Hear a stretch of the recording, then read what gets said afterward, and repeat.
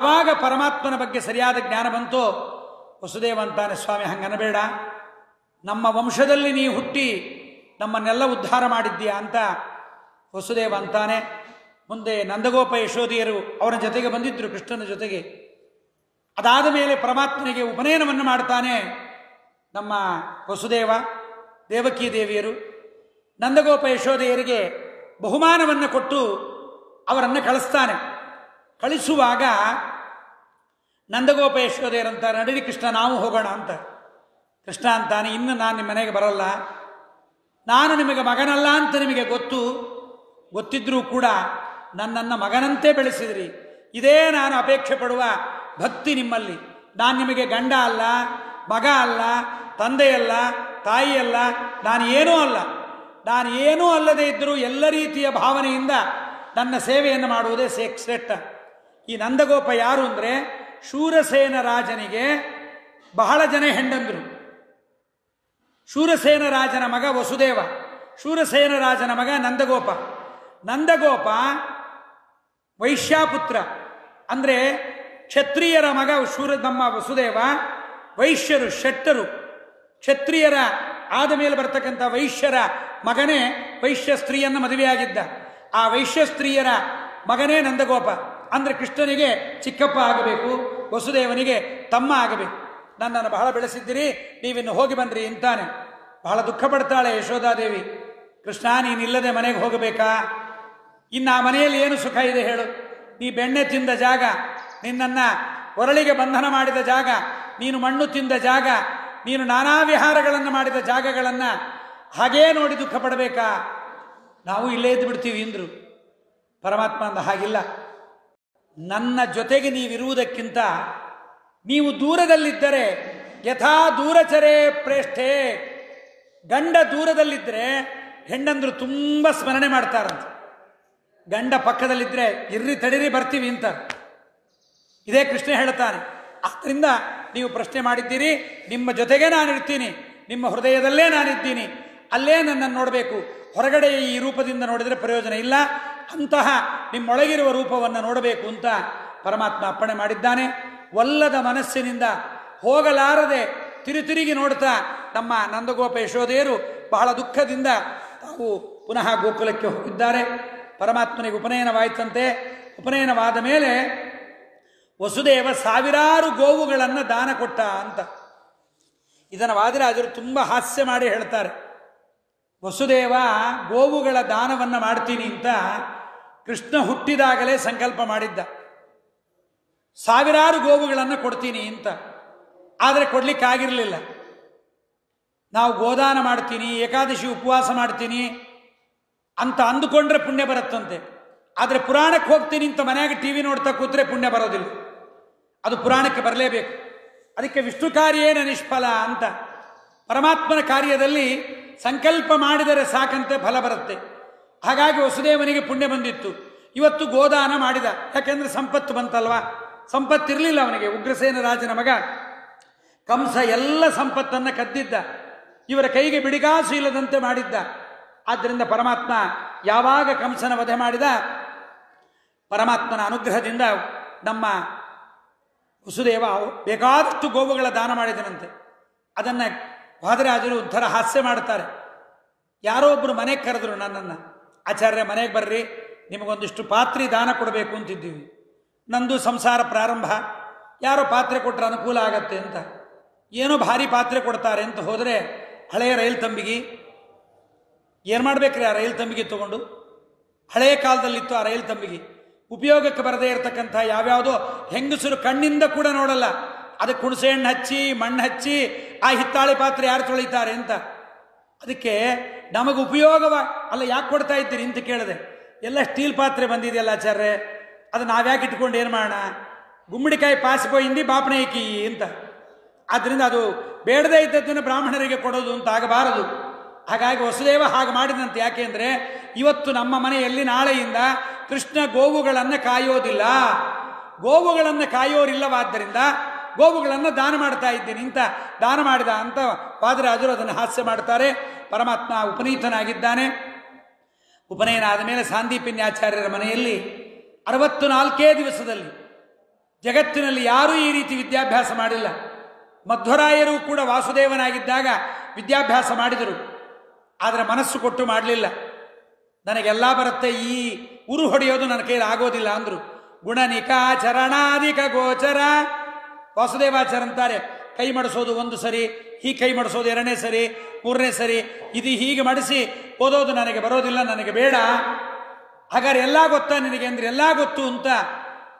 ಪೂರ್ವಜನ್ಮ ಸುಹಿವೇದ ಪುರೇದಮ್ಮ, ವಾಯುದೇವರಿಗೆ ಇಷ್ಟು ಜ್ಞಾನ ಇರಬೇಕಾದ್ರೆ ಇನ್ನು ಪರಮಾತ್ಮನಿಗೆ ಹೇಗಿರಬೇಡ.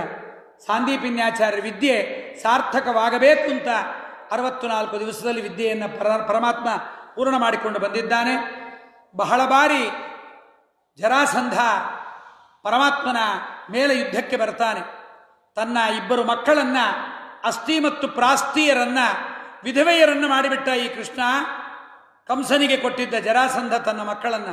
ಅದಕ್ಕೊಂದು ದೊಡ್ಡ ಕಥೆ, ಸಮಯ ಸಂದರ್ಭ ಇಲ್ಲ ಇವಾಗ ಹೇಳಲಿಕ್ಕಾಗಲ್ಲ. ಜರಾಸಂಧ ಆ ಮಕ್ಕಳನ್ನು ಕೊಟ್ಟಿದ್ದರಿಂದ ಅವರಿಬ್ಬರೂ ಕೂಡ ವಿಧವೆಯರಾಗಿದ್ದನ್ನು ನೋಡಿ ಬಹಳ ದ್ವೇಷ ಬಂತು ಪರಮಾತ್ಮನ ಮೇಲೆ. ಬಹಳ ಬಾರಿ ಯುದ್ಧಕ್ಕೆ ಬಂದ. ಬರುವಾಗಲೆಲ್ಲ ತಾನು 18 ಬಾರಿ ಯುದ್ಧಕ್ಕೆ ಬಂದಿದ್ದಾನೆ, 23 ಬಾರಿ ಬಂದಿದ್ದಾನೆ. ಬರುವಾಗಲೆಲ್ಲ 18 ಅಕ್ಷೋಹಿಣಿ ಸೈನ್ಯವನ್ನ ಪರಮಾತ್ಮನ ಮೇಲೆ ತರ್ತಾನೆ. ಜರಾಸಂಧನನ್ನು ಕೊಲ್ಲೋದಿಲ್ಲ ಪರಮಾತ್ಮ. ಯಾಕೆಂದ್ರೆ ಇವನೊಬ್ಬ ಬ್ರೋಕರ್. ಎಲ್ಲ ಅವೈಷ್ಣವರನ್ನ, ನಾನೇ ದೇವರು ಅನ್ನೋರನ್ನ ಇವನು ಕರ್ಕೊಂಡು ಬರ್ತಾನೆ. ಇವನನ್ನು ಕೊಂದುಬಿಟ್ರೆ ಅವರನ್ನು ನಾನು ಸಂಗ್ರಹ ಮಾಡಲಿಕ್ಕಾಗಲ್ಲ. ಹೋಗೋಗಿ ಅಲ್ಲಲ್ಲಿ ಹೋಗಿ ಹುಡ್ಕೊಂಡು ಅವರನ್ನು ಕೊಲ್ಲಲಿಕ್ಕಾಗಲ್ಲ. ಅವನೇ ಕರ್ಕೊಂಡು ಬರಲಿ ಅಂತ ಜರಾಸಂಧನನ್ನ ನನ್ನ ಅತ್ಯಂತ ಶ್ರೇಷ್ಠ ಭಕ್ತನಾದ ಭೀಮಸೇನ ದೇವರ ಕೈಯಿಂದ ಕೊಲ್ಲಿಸಬೇಕು ಅಂತ ಪರಮಾತ್ಮ ನಿಶ್ಚಯ ಮಾಡಿದ್ದಾನೆ. ಅಂತಹ ಜರಾಸಂಧನನ್ನ ಕೊಲ್ಲದಂತೆ ಪರಮಾತ್ಮ ಅವನನ್ನು ಬಿಟ್ಟಿದ್ದಾನೆ. ಉದ್ಧವನನ್ನ ನಂದಗೋಕುಲಕ್ಕೆ ಕಳಿಸಿದ್ದಾನೆ ಪರಮಾತ್ಮ. ಉದ್ಧವ ಬಂದಿದ್ದಾನೆ. ಅವರ ಭಕ್ತಿಯನ್ನು ನೋಡಿದ. ನಾವು ದೇವಸ್ಥಾನಕ್ಕೆ ಹೋಗೋ ತನಕ, ಆಸ್ಪತ್ರೆಗೆ ಹೋಗೋ ತನಕ, ದೇವಸ್ಥಾನಕ್ಕೆ ಹೋಗೋ ತನಕ ನಾವೇ ದೊಡ್ಡ ಭಕ್ತರು ಅಂದ್ಕೊಂಡಿರ್ತೀವಿ. ಆಸ್ಪತ್ರೆಗೆ ಹೋಗೋ ತನಕ ನಮ್ಮಷ್ಟು ರೋಗಿಗಳು ಯಾರಿದ್ದಾರೆ, ನಾವೇ ದೊಡ್ಡ ರೋಗಿಗಳು, ನಮ್ಮನ್ನೇ ಮೊದಲು ನೋಡಿಬಿಡಬೇಕು ಡಾಕ್ಟ್ರು ಅಂತ. ಅಲ್ಲಿ ಹೋಗಿ ನೋಡಿದಾಗ ಮೂಗಲ್ಲಿ, ಬಾಯಲ್ಲಿ, ಕೈಯಲ್ಲಿ, ನವದ್ವಾರಗಳಲ್ಲಿ ಟ್ಯೂಬ್ಗಳು ಹಾಕಿ ಮಲಗಿಸಿದವರನ್ನ ನೋಡಿದ ಮೇಲೆ, ಮಹಾರಾಯ ನಾವಿನ್ನೂ ಓಡಾಡ್ತಾ ಇದ್ದೀವಿ, ಪರವಾಗಿಲ್ಲ, ನಿಧಾನಕ್ಕೆ ಡಾಕ್ಟರ್ ನೋಡೋಣ. ದೇವಸ್ಥಾನಕ್ಕೆ ಬಂದರೆ ನಾವೇ ಭಾರಿ ಬಟ್ಟೆ ಉಟ್ಕೊಂಡ್ಬಂದಿದ್ದೇವೆ, ನಾವೇ ದೊಡ್ಡ ಭಕ್ತರು ಅಂತ ನಾವು ಅಂದುಕೊಂಡಿರ್ತೀವಿ. ನಮಗಿಂತ ದೊಡ್ಡ ಬೆಲೆ ಬಾಳುವ ಪದಾರ್ಥಗಳನ್ನು ಹಾಕಿಕೊಂಡ ವ್ಯಕ್ತಿಗಳು ದೇವಸ್ಥಾನದಲ್ಲಿ ಕಸ ಬಳಿತಾ ಇರ್ತಾರೆ. ಅವರ ಗೌರವ, ಅವರ ಶ್ರದ್ಧೆ, ಅವರಿಗಿರ್ತಕ್ಕಂಥ ಭಕ್ತಿಯನ್ನು ನೋಡಿದರೆ ನಮ್ಮ ಭಕ್ತಿ ಅಲ್ಪ ಆಗಿಬಿಡುತ್ತೆ. ಉದ್ಧವ ಎಲ್ಲರನ್ನ ನೋಡ್ತಾನೆ. ಒಬ್ಬಳು ಮಲಗೇ ಇದ್ದಾಳಂತೆ. ಕೇಳ್ತಾನೆ ಕೃಷ್ಣ ಹೋಗಿ, ಯಾಕೆ ಮಲಗಿದ್ದೀಯಾ? ಎದ್ದು ಗಂಡನ ಸೇವೆ ಮಾಡಬಾರ್ದ? ಇಲ್ಲ, ನಾನು ಯಾರನ್ನು ನೋಡಲ್ಲ, ನೀನು ಯಾರು? ಕಣ್ಣು ಮುಚ್ಕೊಂಡೇ ಕೇಳ್ತಾಳೆ. ನಾನು ಕೃಷ್ಣನ ದೂತ ಉದ್ಧವ ಬಂದಿದ್ದೀನಿ. ಅವನಿಗಿನ್ನೂ ನಮ್ಮ ಮೇಲೆ ಅಭಿಮಾನ ಇದೆಯಾ? ನಗರದ ಸುಂದರ ಸ್ತ್ರೀಯರನ್ನ, ಅವರ ರೂಪಲಾವಣ್ಯಗಳನ್ನು ನೋಡಿದವನಿಗೆ ನಮ್ಮ ಗ್ರಾಮೀಣ ಜನರ ಮೇಲೆ, ಹಳ್ಳಿಗರ ಮೇಲೆ ಅವನಿಗೇನು ಅಭಿಮಾನ ಇರುತ್ತೆ? ಅವನಿಗೆ ಚಿಚಿ, ಅವನಿಗೆ ನಮ್ಮ ಮೇಲೆ ಅಭಿಮಾನ ಇಲ್ಲ. ಮತ್ತು ಯಾಕೆ? ನಾನು ಕೃಷ್ಣನನ್ನು ನೋಡಿದ ಕಣ್ಣಿದು. ಕೃಷ್ಣನನ್ನು ನೋಡಿದ ಮೇಲೆ ಮತ್ತೊಬ್ಬರನ್ನು ನೋಡಬಾರದು.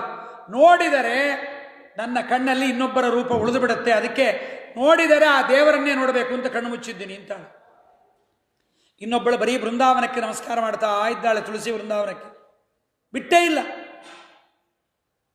ಯಾಕೆ ಮಾಡ್ತಾ ಇದ್ದಿ ಅಂದ. ಅವತ್ತು ಕೃಷ್ಣ ಯಮುನಾ ನದಿ ತೀರದಲ್ಲಿ ಮಂಡಲೀಕೃತ ಮನೋರಮ ರಾಮ ಗಂಡ ಚುಂಬನ ಕುತೂಹಲಧಾಮ, ನಮ್ಮನ್ನೆಲ್ಲ ತಾನು ಮಧ್ಯದಲ್ಲಿ ನಿಂತು, ಇಬ್ಬಿಬ್ಬರ ಮಧ್ಯದಲ್ಲಿ ಒಬ್ಬ ಕೃಷ್ಣ ನಿಂತು ನಮ್ಮ ಜೊತೆಗೆ ವಿಹಾರ ಮಾಡಿದ್ದಾನೆ, ಅದನ್ನೇ ಜ್ಞಾಪಿಸಿಕೊಂಡು ಮಾಡ್ತಾ ಇದ್ದೀನಿ ಅಂತ. ಅಲ್ಲ, ದೇವರು ಏನು ಹೇಳಿದ್ದಾನೆ ಗೊತ್ತಾ? ಏನು ಹೇಳಿದ್ದಾನೆ? ಗಂಡ ಮಕ್ಕಳ ಸೇವೆ ಮಾಡಿದರೆ ಪರಮಾತ್ಮ ಒಲಿತಾನಂತೆ. ಎದ್ದೇಳಿ ಸೇವೆ ಮಾಡ್ರಿ. ಇಲ್ಲ, ಗಂಡನ ಒಳಗೆ ದೇವರನ್ನು ನೋಡ್ಲಿಕ್ಕಾಗದೇ ಇದ್ದವರಿಗೆ ಗಂಡ ಮಕ್ಕಳ ಸೇವೆ. ನಾವು ದೇವರನ್ನು ನೋಡಿದ್ದೇವೆ, ಆ ದೇವರನ್ನೇ ಮತ್ತೆ ನೋಡ್ತೇವೆ, ಈ ಗಂಡ ಮಕ್ಕಳ ಸೇವೆ ಬೇಡ ಅಂದ. ಅವರನ್ನೆಲ್ಲ ನೋಡಿ ವೃಂದಾವನಕ್ಕೆ ಬಂದವರಿಬ್ಬರು, ಒಬ್ಬ ಅಕ್ರೂರ ಮತ್ತೊಬ್ಬ ನಂದಗೋಪ, ನಮ್ಮ ಉದ್ಧವ. ಅಕ್ರೂರ ಬರುವಾಗ ಮಣ್ಣು ಹಾಕ್ಕೊಂಡು ಬಂದ, ಉದ್ಧವ ಹೋಗಬೇಕಾದ್ರೆ ಮಣ್ಣು ಹಾಕ್ಕೊಂಡು ಹೋದ.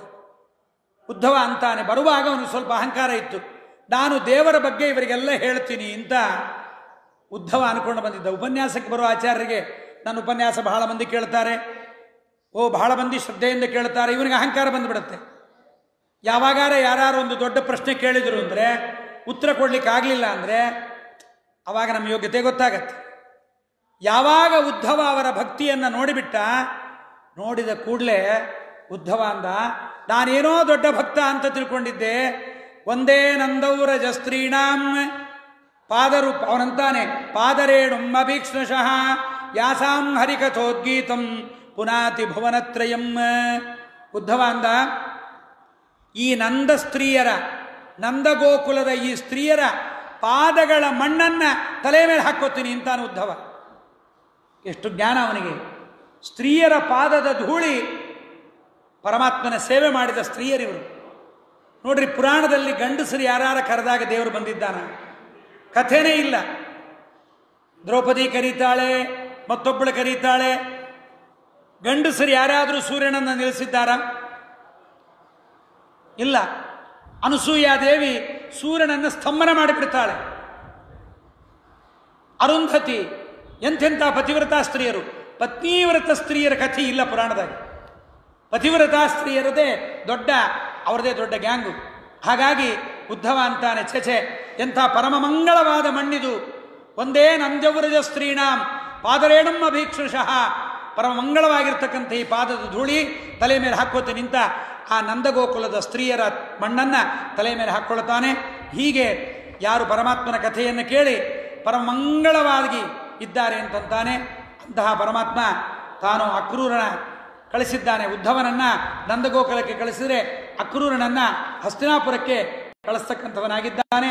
ಅವನು ಹಸ್ತಿನಾಪುರಕ್ಕೆ ಬಂದು ಧೃತರಾಷ್ಟ್ರನಿಗೆ ಹೇಳ್ತಾನೆ, ಧೃತರಾಷ್ಟ್ರ, ಹೀಗಲ್ಲ, ಪಾಂಡವರ ಬಗ್ಗೆ ಹೀಗೆ ಮಾಡಬಾರದು, ಸರಿಯಾದ ರೀತಿಯಲ್ಲಿ ಪಾಂಡವರ ಬಗ್ಗೆ ವರ್ತನೆ ಮಾಡು ಅಂತ. ಧೃತರಾಷ್ಟ್ರ ಏನು ಉತ್ತರ ಕೊಟ್ಟ ಗೊತ್ತಾ? ದೇವರು ಕೃಷ್ಣ ಯಾಕೆ ಅವತಾರ ಮಾಡಿದ್ದಾನೆ ಹೇಳು ಅಂದ. ಕೃಷ್ಣ ಅವತಾರ ಮಾಡಿರುವುದು ಭೂಭಾರ ಹರಣಕ್ಕೆ. ನಾನು ಪಾಂಡವರಿಗೆ ರಾಜ್ಯ ಕೊಟ್ಟು ಬಿಟ್ರೆ, ದುರ್ಯೋಧನಾದಿಗಳು ತಪ್ಪು ಮಾಡದೇ ಇದ್ದರೆ ಕೃಷ್ಣ ಯಾರನ್ನು ಕೊಲ್ಲಬೇಕು ನಾಳೆ? ಆದ್ದರಿಂದ ನಾನು ದೇವ ಪ್ರೇರಣೆ, ನಿನ್ನ ಮಾತನ್ನು ಕೇಳಿದಾಗ ಪಾಂಡವರಿಗೆ ಕೊಡಬೇಕು ಅಂತ ಅನಿಸುತ್ತೆ. ದುರ್ಯೋಧನಂ ಸಮನುಪ್ರಾಪ್ಯ, ದುರ್ಯೋಧನನ ಬಳಿಗೆ ಹೋದರೆ ಅವನೇ ನನಗೆ ಸರಿ ಅಂತ ಅನಿಸುತ್ತೆ ಎಂದುಬಿಟ್ಟ. ಆಯಿತು. ಅಕ್ರೂರ ಹೇಳ್ತಾನೆ, ತವ ಪುತ್ರ ನಸಂತೇವ ಭೀಮಸೇನಾಗ್ನಿ ಭಸ್ಮಿತಾಹ. ತಿಳ್ಕೋ, ನಿನ್ನ ಮಕ್ಕಳಿಲ್ಲ ಅಂತಲೇ ತಿಳ್ಕೋ, ನಿನ್ನ ಮಕ್ಕಳಿಲ್ಲ ಇನ್ನು. ಭೀಮಸೇನ ಎಂಬತಕ್ಕಂಥ ಅಗ್ನಿಯಲ್ಲಿ ಅವರೆಲ್ಲ ಭಸ್ಮ ಆಗಿದ್ದಾರೆ ಎಂಬುದನ್ನು ಹೇಳಿದ್ದಾರೆ. ಮುಂದೆ ಪರಮಾತ್ಮ ಕಾಲಯವನ ಅಟ್ಟಿಸಿಕೊಂಡು ಬಂದಾಗ ತಾನೇನು ಮಾಡಿದ್ದಾನೆ? ಮುಚುಕುಂದ ಮಲಗಿದ ಗುಹೆ ಒಳಗಡೆ ಪ್ರವೇಶ ಮಾಡಿ ಮುಚುಕುಂದ ಮಲಗಿದವನನ್ನು ಉದ್ಧಾರ ಮಾಡಿದ್ದಾನೆ. ಅಂತಹ ಮುಚುಕುಂದ ತನ್ನೆಲ್ಲ ಸಂಪತ್ತೆಲ್ಲ ಹೋಗಿದ್ದನ್ನು ಕೇಳಿದ. ಸ್ವಾಮಿ, ನನ್ನ ಸಂಪತ್ತು, ಹೆಂಡತಿ, ಮಕ್ಕಳು, ಕ್ರೆಡಿಟ್ ಕಾರ್ಡು, ATM ಕಾರ್ಡು ಎಲ್ಲ ಇದೆಯಾ ಅಂತ ಕೇಳಿದ. ಪರಮಾತ್ಮ ಅಂದ, ಯಾವ ಕ್ರೆಡಿಟ್ ಕಾರ್ಡ್ ಇಲ್ಲ. ನೀನು ಮಲೆಗೆ ಎಷ್ಟು ದಿವಸ ಆಯಿತು ಗೊತ್ತಾ ಅಂದ. ಎಷ್ಟು ದಿವಸ ಆಯಿತು ಸ್ವಾಮಿ? 23ನೇ ತ್ರೇತಾಯುಗದಲ್ಲಿ ಮಲಗಿದವನು ನೀನು. ಈಗ 28ನೇ ದ್ವಾಪರ ಯುಗ ಬಂದಾಯಿತು. ಅದಕ್ಕೆ ನಿದ್ದೆ ಬರದೇ ಇದ್ದಾಗ ಅಗಸ್ತ್ಯೋ ಮಾಧವಶ್ಚೈವ ಮುಚುಕುಂದೋ ಮಹಾಮುನಿ ಅಂತ ಮುಚುಕುಂದನ ಸ್ಮರಣೆ ಮಾಡಬೇಕಂತೆ ಅಲ್ವಾ? ಅರಗಬೇಕಾದರೆ ಭೀಮಸೇನನನ್ನ, ನಿದ್ದೆ ಬರಬೇಕಾದರೆ ಮುಚುಕುಂದನನ್ನ, ಹೀಗೀಗೆ ಅವರವರನ್ನ ಪಾತಾಪಿ ಜೀರ್ಣೋಭವ ಅಂತ ಅಗಸ್ತ್ಯರ ಸ್ಮರಣೆ ಇವೆಲ್ಲ ಇದೆ. ಹಾಗಾಗಿ ಪರಮಾತ್ಮ ಅವನಿಗೆ ಅನುಗ್ರಹ ಮಾಡಿದಾಗ ಮುಚುಕುಂದ ಅಂತಾನೆ, ಮನ್ಯೇ ಮಮಾನುಗ್ರಹ ಈಶತೆ ಕೃತಃ. ಸ್ವಾಮಿ, ಬಹಳ ಒಳ್ಳೆಯದು ಮಾಡಿದೆ. ನನ್ನ ಹೆಂಡತಿ, ನನ್ನ ಮಕ್ಕಳು, ಬಂಧು ಬಾಂಧವರು ಯಾರೂ ಇಲ್ಲದಂತೆ ನೀ ಮಾಡಿದ್ದು ಬಹಳ ಸಂತೋಷ ಆಯಿತು. ಇದ್ದರೆ ಅಭಿಮಾನ ಬರ್ತಿತ್ತು. ಬಹಳ ಒಳ್ಳೆಯದು ಮಾಡಿದೆ ಅಂತ ಇದ್ದಾನೆ. ಇಂಥ ಪರಮಾತ್ಮ ಜರಾಸಂಧನ ಕಾಟವನ್ನು ತಪ್ಪಿಸಲಿಕ್ಕಾಗಿ ಮಧುರಾಪಟ್ಟಣದಿಂದ ದ್ವಾರಾವತಿಯಲ್ಲಿ ಮನೆಯನ್ನು ಕಟ್ಟಿದ್ದಾನೆ. ದ್ವಾರಾವತಿಯಲ್ಲಿ ಬಲರಾಮನ ಮದುವೆ ಆದ ಮೇಲೆ ಕೃಷ್ಣನಿಗೆ ರುಕ್ಮಿಣೀ ದೇವಿ ಪತ್ರವನ್ನು ಬರೆದಿದ್ದಾಳೆ. ರಾಜಾಸೀತ್ ಭೀಷ್ಮಕೋ ನಾಮ ವಿದರ್ಭಾಧಿಪತಿರ್ಮಹಾನ್. ವಿದರ್ಭ ದೇಶದ ರಾಜ ಭೀಷ್ಮಕ ಅಂತ. ಅಂಥ ಭೀಷ್ಮಕ ರಾಜನ ಮಗಳು ಕೃಷ್ಣನಿಗೆ ಮೊದಲೇ ಕೊಟ್ಟು ಸಂಕಲ್ಪ ಮಾಡಿದ್ದ ಭೀಷ್ಮಕ. ಪರಮಾತ್ಮನ ಕೈಯಲ್ಲಿ ನೀರು ಹಾಕಿ, ಇಮಾಂ ಕನ್ಯಾಂ ರುಕ್ಮಿಣೀ ನಾಮ್ನೀಂ ನಾನು ಪರಮಾತ್ಮನಿಗೆ ಕೊಡ್ತೀನಿ ಅಂತ ಸಂಕಲ್ಪ ಮಾಡಿದ್ದ. ಆದರೆ ಇವತ್ತು ಶಿಶುಪಾಲ, ರುಕ್ಮಿ, ಜರಾಸಂಧ ಎಲ್ಲರೂ ಸೇರಿ ಆ ರುಕ್ಮಿಣಿಯನ್ನು ಶಿಶುಪಾಲನಿಗೆ ಕೊಡಬೇಕು ಅಂತ ನಿಶ್ಚಯ ಮಾಡಿದ್ದರು. ಇದನ್ನು ನೋಡಿದ ರುಕ್ಮಿಣಿ ಬ್ರಾಹ್ಮಣನೊಬ್ಬನ ಕೈಯಲ್ಲಿ ಪತ್ರವನ್ನು ಬರೆದು ಕಳಿಸಿದ್ದಾಳೆ. ಆ ಪತ್ರವನ್ನು ಬ್ರಾಹ್ಮಣ ತಂದಿದ್ದಾನೆ. ರುಕ್ಮಿಣೀ ದೇವಿ ಬರೆದ ಪತ್ರ, ಲಕ್ಷ್ಮೀದೇವಿ ಬರೆದ ಪತ್ರ ಸಾಮಾನ್ಯ ಅಲ್ಲ. ಅದನ್ನು ಓದೋದರಿಂದ ಕೇಳೋದರಿಂದ ಜ್ಞಾನಲಕ್ಷ್ಮಿಯೂ ಬರ್ತಾಳೆ, ಲೌಕಿಕ ಪ್ರಾಪ್ತಿಯೂ ನಮಗಾಗತ್ತೆ. ರುಕ್ಮಿಣೀದೇವಿ ಅಂತಾಳೆ, ಸ್ವಾಮಿ ಶ್ರುತ್ವಾ ಗುಣಾನ್ ಭುವನ ಸುಂದರ ಸಂಗಮಾಂಸ್ತೆ ನಿರ್ವಿಶ್ಯ ಕರ್ಣ ವಿವರಂ ಹರತೊಂಗತಾಪಂ ರೂಪಂ ಪರಂ ಭುವನ ಮಂಗಲ ಮಂಗಲಂತೆ ತ್ವಯ್ಯಚ್ಯುತ ವಿಶತಿ ಚಿತ್ತಮ ಪತ್ರಪಮ್ಮೆ. ಸ್ವಾಮಿ, ನಿನ್ನ ಗುಣಗಳನ್ನು ಕಿವಿಯಿಂದ ಅನೇಕ ಜನ ಹೇಳುವುದನ್ನು ಕೇಳಿದ್ದೇನೆ. ಅಂತಹ ಪರಮ ಮಂಗಳವಾದ ಗುಣದಿಂದ ಭೂಯಿಷ್ಠನಾದವನು ನೀನು. ನಾನೇನಾದರೂ ಯಜ್ಞ ಯಾಗ ತಪಸ್ಸು ಹೋಮ ಏನಾರು ಮಾಡಿದ್ದು ನನಗೆ ಪುಣ್ಯ ಇದ್ದರೆ ನಿನ್ನನ್ನೇ ಗಂಡನನ್ನಾಗಿ ಪಡೆಯುವ ಭಾಗ್ಯ. ಆರಾಧಿತೋ ಯದಿ ಗದಾಗ್ರಜ ಏತ್ಯಪಾಣಿಂ ಗೃಹಾತು ಮೇನ ದಮಘೋಷ ಸುತಾದಯೋನ್ಯೇ. ಪ್ರಾರ್ಥನೆ ಮಾಡ್ತೀನಿ ಸ್ವಾಮಿ, ನೀನಲ್ಲದೆ ಇನ್ನೊಬ್ಬರು ನನ್ನ ಕೈಯನ್ನು ಹಿಡಿಯಬಾರದು. ಒಂದೊಮ್ಮೆ ನೀನು ನನ್ನ ಕೈಯನ್ನು ಹಿಡಿಯದೇ ಇದ್ದರೆ ಈ ದೇಹವನ್ನು ಹಾಗೇ ಬಿಡ್ತೀನಾಗಲಿ, ಮತ್ತೊಬ್ಬರಿಗೆ ನಾನು ಹೆಂಡತಿ ಆಗಲಾರೆ ಅಂತಾಳೆ. ಪರಮಾತ್ಮನಿಗೆ ಆ ಬ್ರಾಹ್ಮಣ ಬಂದು ಪತ್ರವನ್ನು ಕೊಟ್ಟಾಗ ವಾದಿರಾಜರಂತಾರೆ, ದೇವರು ಹೊರಟ್ನಾ ಇಲ್ವಾ? ಪರಮಾತ್ಮ ಇಲ್ಲ ಅಂತ ಯಾಕಂತೀರ್ರಿ? ಪತ್ರ ತಂದ ಬ್ರಾಹ್ಮಣನ ಕೈಯನ್ನೇ ಗಟ್ಟಿಯಾಗಿ ಹಿಡಿದ ಮೇಲೆ ಪತ್ರ ಬರೆದವಳ ಕೈಯನ್ನು ಹಿಡಿಯದೇ ಇರ್ತಾನ? ಪರಮಾತ್ಮ ಬ್ರಾಹ್ಮಣನಿಗೆ ಹೇಳಿದಂತೆ, ರುಕ್ಮಿಣೀದೇವಿ ಹೇಗೆ ನಿದ್ರೆ ಇಲ್ಲದ ರಾತ್ರಿಗಳನ್ನು ಕಳೆದಿದ್ದಾಳೆ, ನಿದ್ರಾಂನಾಧ್ಯಗಮಂ ನಿಶಿ, ನಾನೂ ರುಕ್ಮಿಣೀದೇವಿಯ ಚಿಂತೆಯಲ್ಲಿ ನಾನು ನಿದ್ರೆ ಕಳ್ಕೊಂಡಿದ್ದೀನಿ ಅಂತ ನಮ್ಮ ಪರಮಾತ್ಮ ತಾನು ಸ್ವರಮಣ ಆದರೂ ಈ ಮಾತನ್ನು ಆಡ್ತಾ ಇದ್ದಾನೆ. ಇಂತಹ ಪರಮಾತ್ಮ ರುಕ್ಮಿಣೀದೇವಿಯ ಮಾತಿಗೋಸ್ಕರವಾಗಿ ಭೀಷ್ಮಕರಾಜನ ಮನೆಗೆ ಬಂದಿದ್ದಾನೆ. ಬಂದು ರುಕ್ಮಿಣೀದೇವಿಯನ್ನು ರಥಂ ಸಮಾರೋಪ್ಯ ಸುಪರ್ಣ ಲಕ್ಷಣಂ ರಾಜನ್ಯ ಚಕ್ರಂ, ಎಲ್ಲ ರಾಜರು ಸುತ್ತಲೂ ಇದ್ದಾರೆ, ಸುತ್ತಲೂ ರಾಜರಿದ್ದರೂ ಕೂಡ ಆ ರುಕ್ಮಿಣೀದೇವಿಯ ಕೈಯನ್ನು ಹಿಡಿದು ತಾನು ಸ್ವೀಕಾರವನ್ನು ಮಾಡಿದ್ದಾನೆ. ರುಕ್ಮಿಣೀದೇವಿಯ ಕೈಗಳನ್ನು ಹಿಡಿದು ಅವಳನ್ನು ಮನೆಗೆ ಕರೆತಂದಿದ್ದಾರೆ. ರುಕ್ಮಿಣಿ ಮತ್ತು ಶ್ರೇಷ್ಠನಾಗಿರ್ತಕ್ಕಂತಹ ಶ್ರೀಕೃಷ್ಣನ ಮದುವೆ ಮೂಲ ಮಾಧವ ಎನ್ನುವ ಕಡೆ ನಡೆದಿದೆಯಂತೆ. ಇವತ್ತಿಗೂ ಮೂಲ ಮಾಧವವನ್ನು ತೋರಿಸ್ತಾರೆ. ತಿರುಪತಿಯಲ್ಲಿ ಪ್ರತಿನಿತ್ಯ ಮದುವೆಯಾದಂತೆ ಮೂಲ ಮಾಧವದಲ್ಲೂ ಕೂಡ ಇವತ್ತೂ ಮದುವೆಯಾಗತ್ತಲ್ಲಿ. ಯಾರು ಬೇಕಾದರೂ ಹೆಣ್ಣಿನ ಕಡೆ ಕೊಡ್ಬೋದು, ಯಾರು ಬೇಕಾದರೂ ಗಂಡಿನ ಕಡೆ ಕೊಡ್ಬೋದು. ಭಾಳ ಅದ್ಭುತವಾಗಿ ದ್ವಾರಕಾ ನಗರದ, ಇವತ್ತೇನು ದ್ವಾರಕಾ ನೋಡ್ತೀವಲ್ಲ ಗುಜರಾತಲ್ಲಿ, ಅಲ್ಲಿರುವ ಮೂಲ ಮಾಧವದಲ್ಲಿ ಪರಮಾತ್ಮನ ವಿವಾಹ ಪ್ರತಿನಿತ್ಯ ನಡೆಯುತ್ತೆ. ರುಕ್ಮಿಣಿ ಕೃಷ್ಣರ ವಿವಾಹ ಮಹೋತ್ಸವ ನಡೆದಿದೆ. ಪರಮಾತ್ಮ ಶ್ರೇಷ್ಠವಾಗಿರ್ತಕ್ಕಂಥ ರುಕ್ಮಿಣಿಯನ್ನು ವಿವಾಹವನ್ನು ಮಾಡಿಕೊಂಡಿದ್ದಾನೆ. ಮುಂದೆ ಸ್ಯಮಂತಕ ಮಣಿಯ ನೆಪದಿಂದ ತಾನು ಜಾಂಬವತಿ ಸತ್ಯಭಾಮಿಯರನ್ನು ಮದುವೆಯಾಗುತ್ತಾನೆ. ಕಾಳಿಂದಿ, ಭದ್ರ, ಮಿತ್ರವಿಂದ, ಲಕ್ಷಣ ಇವರೆಲ್ಲರನ್ನೂ ಕೂಡ ಪರಮಾತ್ಮ ಮದುವೆಯಾಗಿದ್ದಾನೆ. ಒಬ್ಬೊಬ್ಬರೂ ಬಹಳ ಸೇವೆಯನ್ನು ಮಾಡಿ ಪರಮಾತ್ಮನ ಮಡದಿಯರಾಗಬೇಕು ಅಂತ ಸೇವೆ ಮಾಡಿದ ಅವರೆಲ್ಲರನ್ನೂ ಕೂಡ ಪರಮಾತ್ಮ ಸ್ವೀಕಾರ ಮಾಡಿದ್ದಾನೆ. ಪರಮಾತ್ಮ ಒಬ್ಬೊಬ್ಬರಲ್ಲೂ ಕೂಡ 10 ಗಂಡು ಮಕ್ಕಳು, ಒಂದೊಂದೇ ಹೆಣ್ಣು ಮಕ್ಕಳು. ನಮಗೆ ಮಾತ್ರ 4-5 ಕೊಡ್ತಾನೆ. ಅವನು ನೋಡ್ರಿ ಏನು ಫ್ಯಾಮಿಲಿ ಪ್ಲಾನಿಂಗು. ಒಂದೇ ಹೆಣ್ಣು, 16,108 ಕನ್ಯೆ, 16,108 ಇಂಟು 10. ಎಷ್ಟು ಬೀಗರು, ಎಷ್ಟು ಬಂಗಾರ, ಎಷ್ಟು ಬೆಳ್ಳಿ ಪಾತ್ರೆ ಅವನ ಮನೆಗೆ ಬಂದದ್ದು. ಕೊಟ್ಟದ್ದು ಮಾತ್ರ 16,108. ಚಾರುದೇಶ್ನ, ಸಾಂಬ, ಪ್ರದ್ಯುಮ್ನ, ಅನಿರುದ್ಧ ಮೊದಲಾದ ಮಕ್ಕಳನ್ನೆಲ್ಲ ಪರಮಾತ್ಮ ಪಡೆದಿದ್ದಾನೆ. ಪರಮಾದ್ಭುತವಾಗಿರ್ತಕ್ಕಂಥ ಪರಮಾತ್ಮನ ಸಂಸಾರ.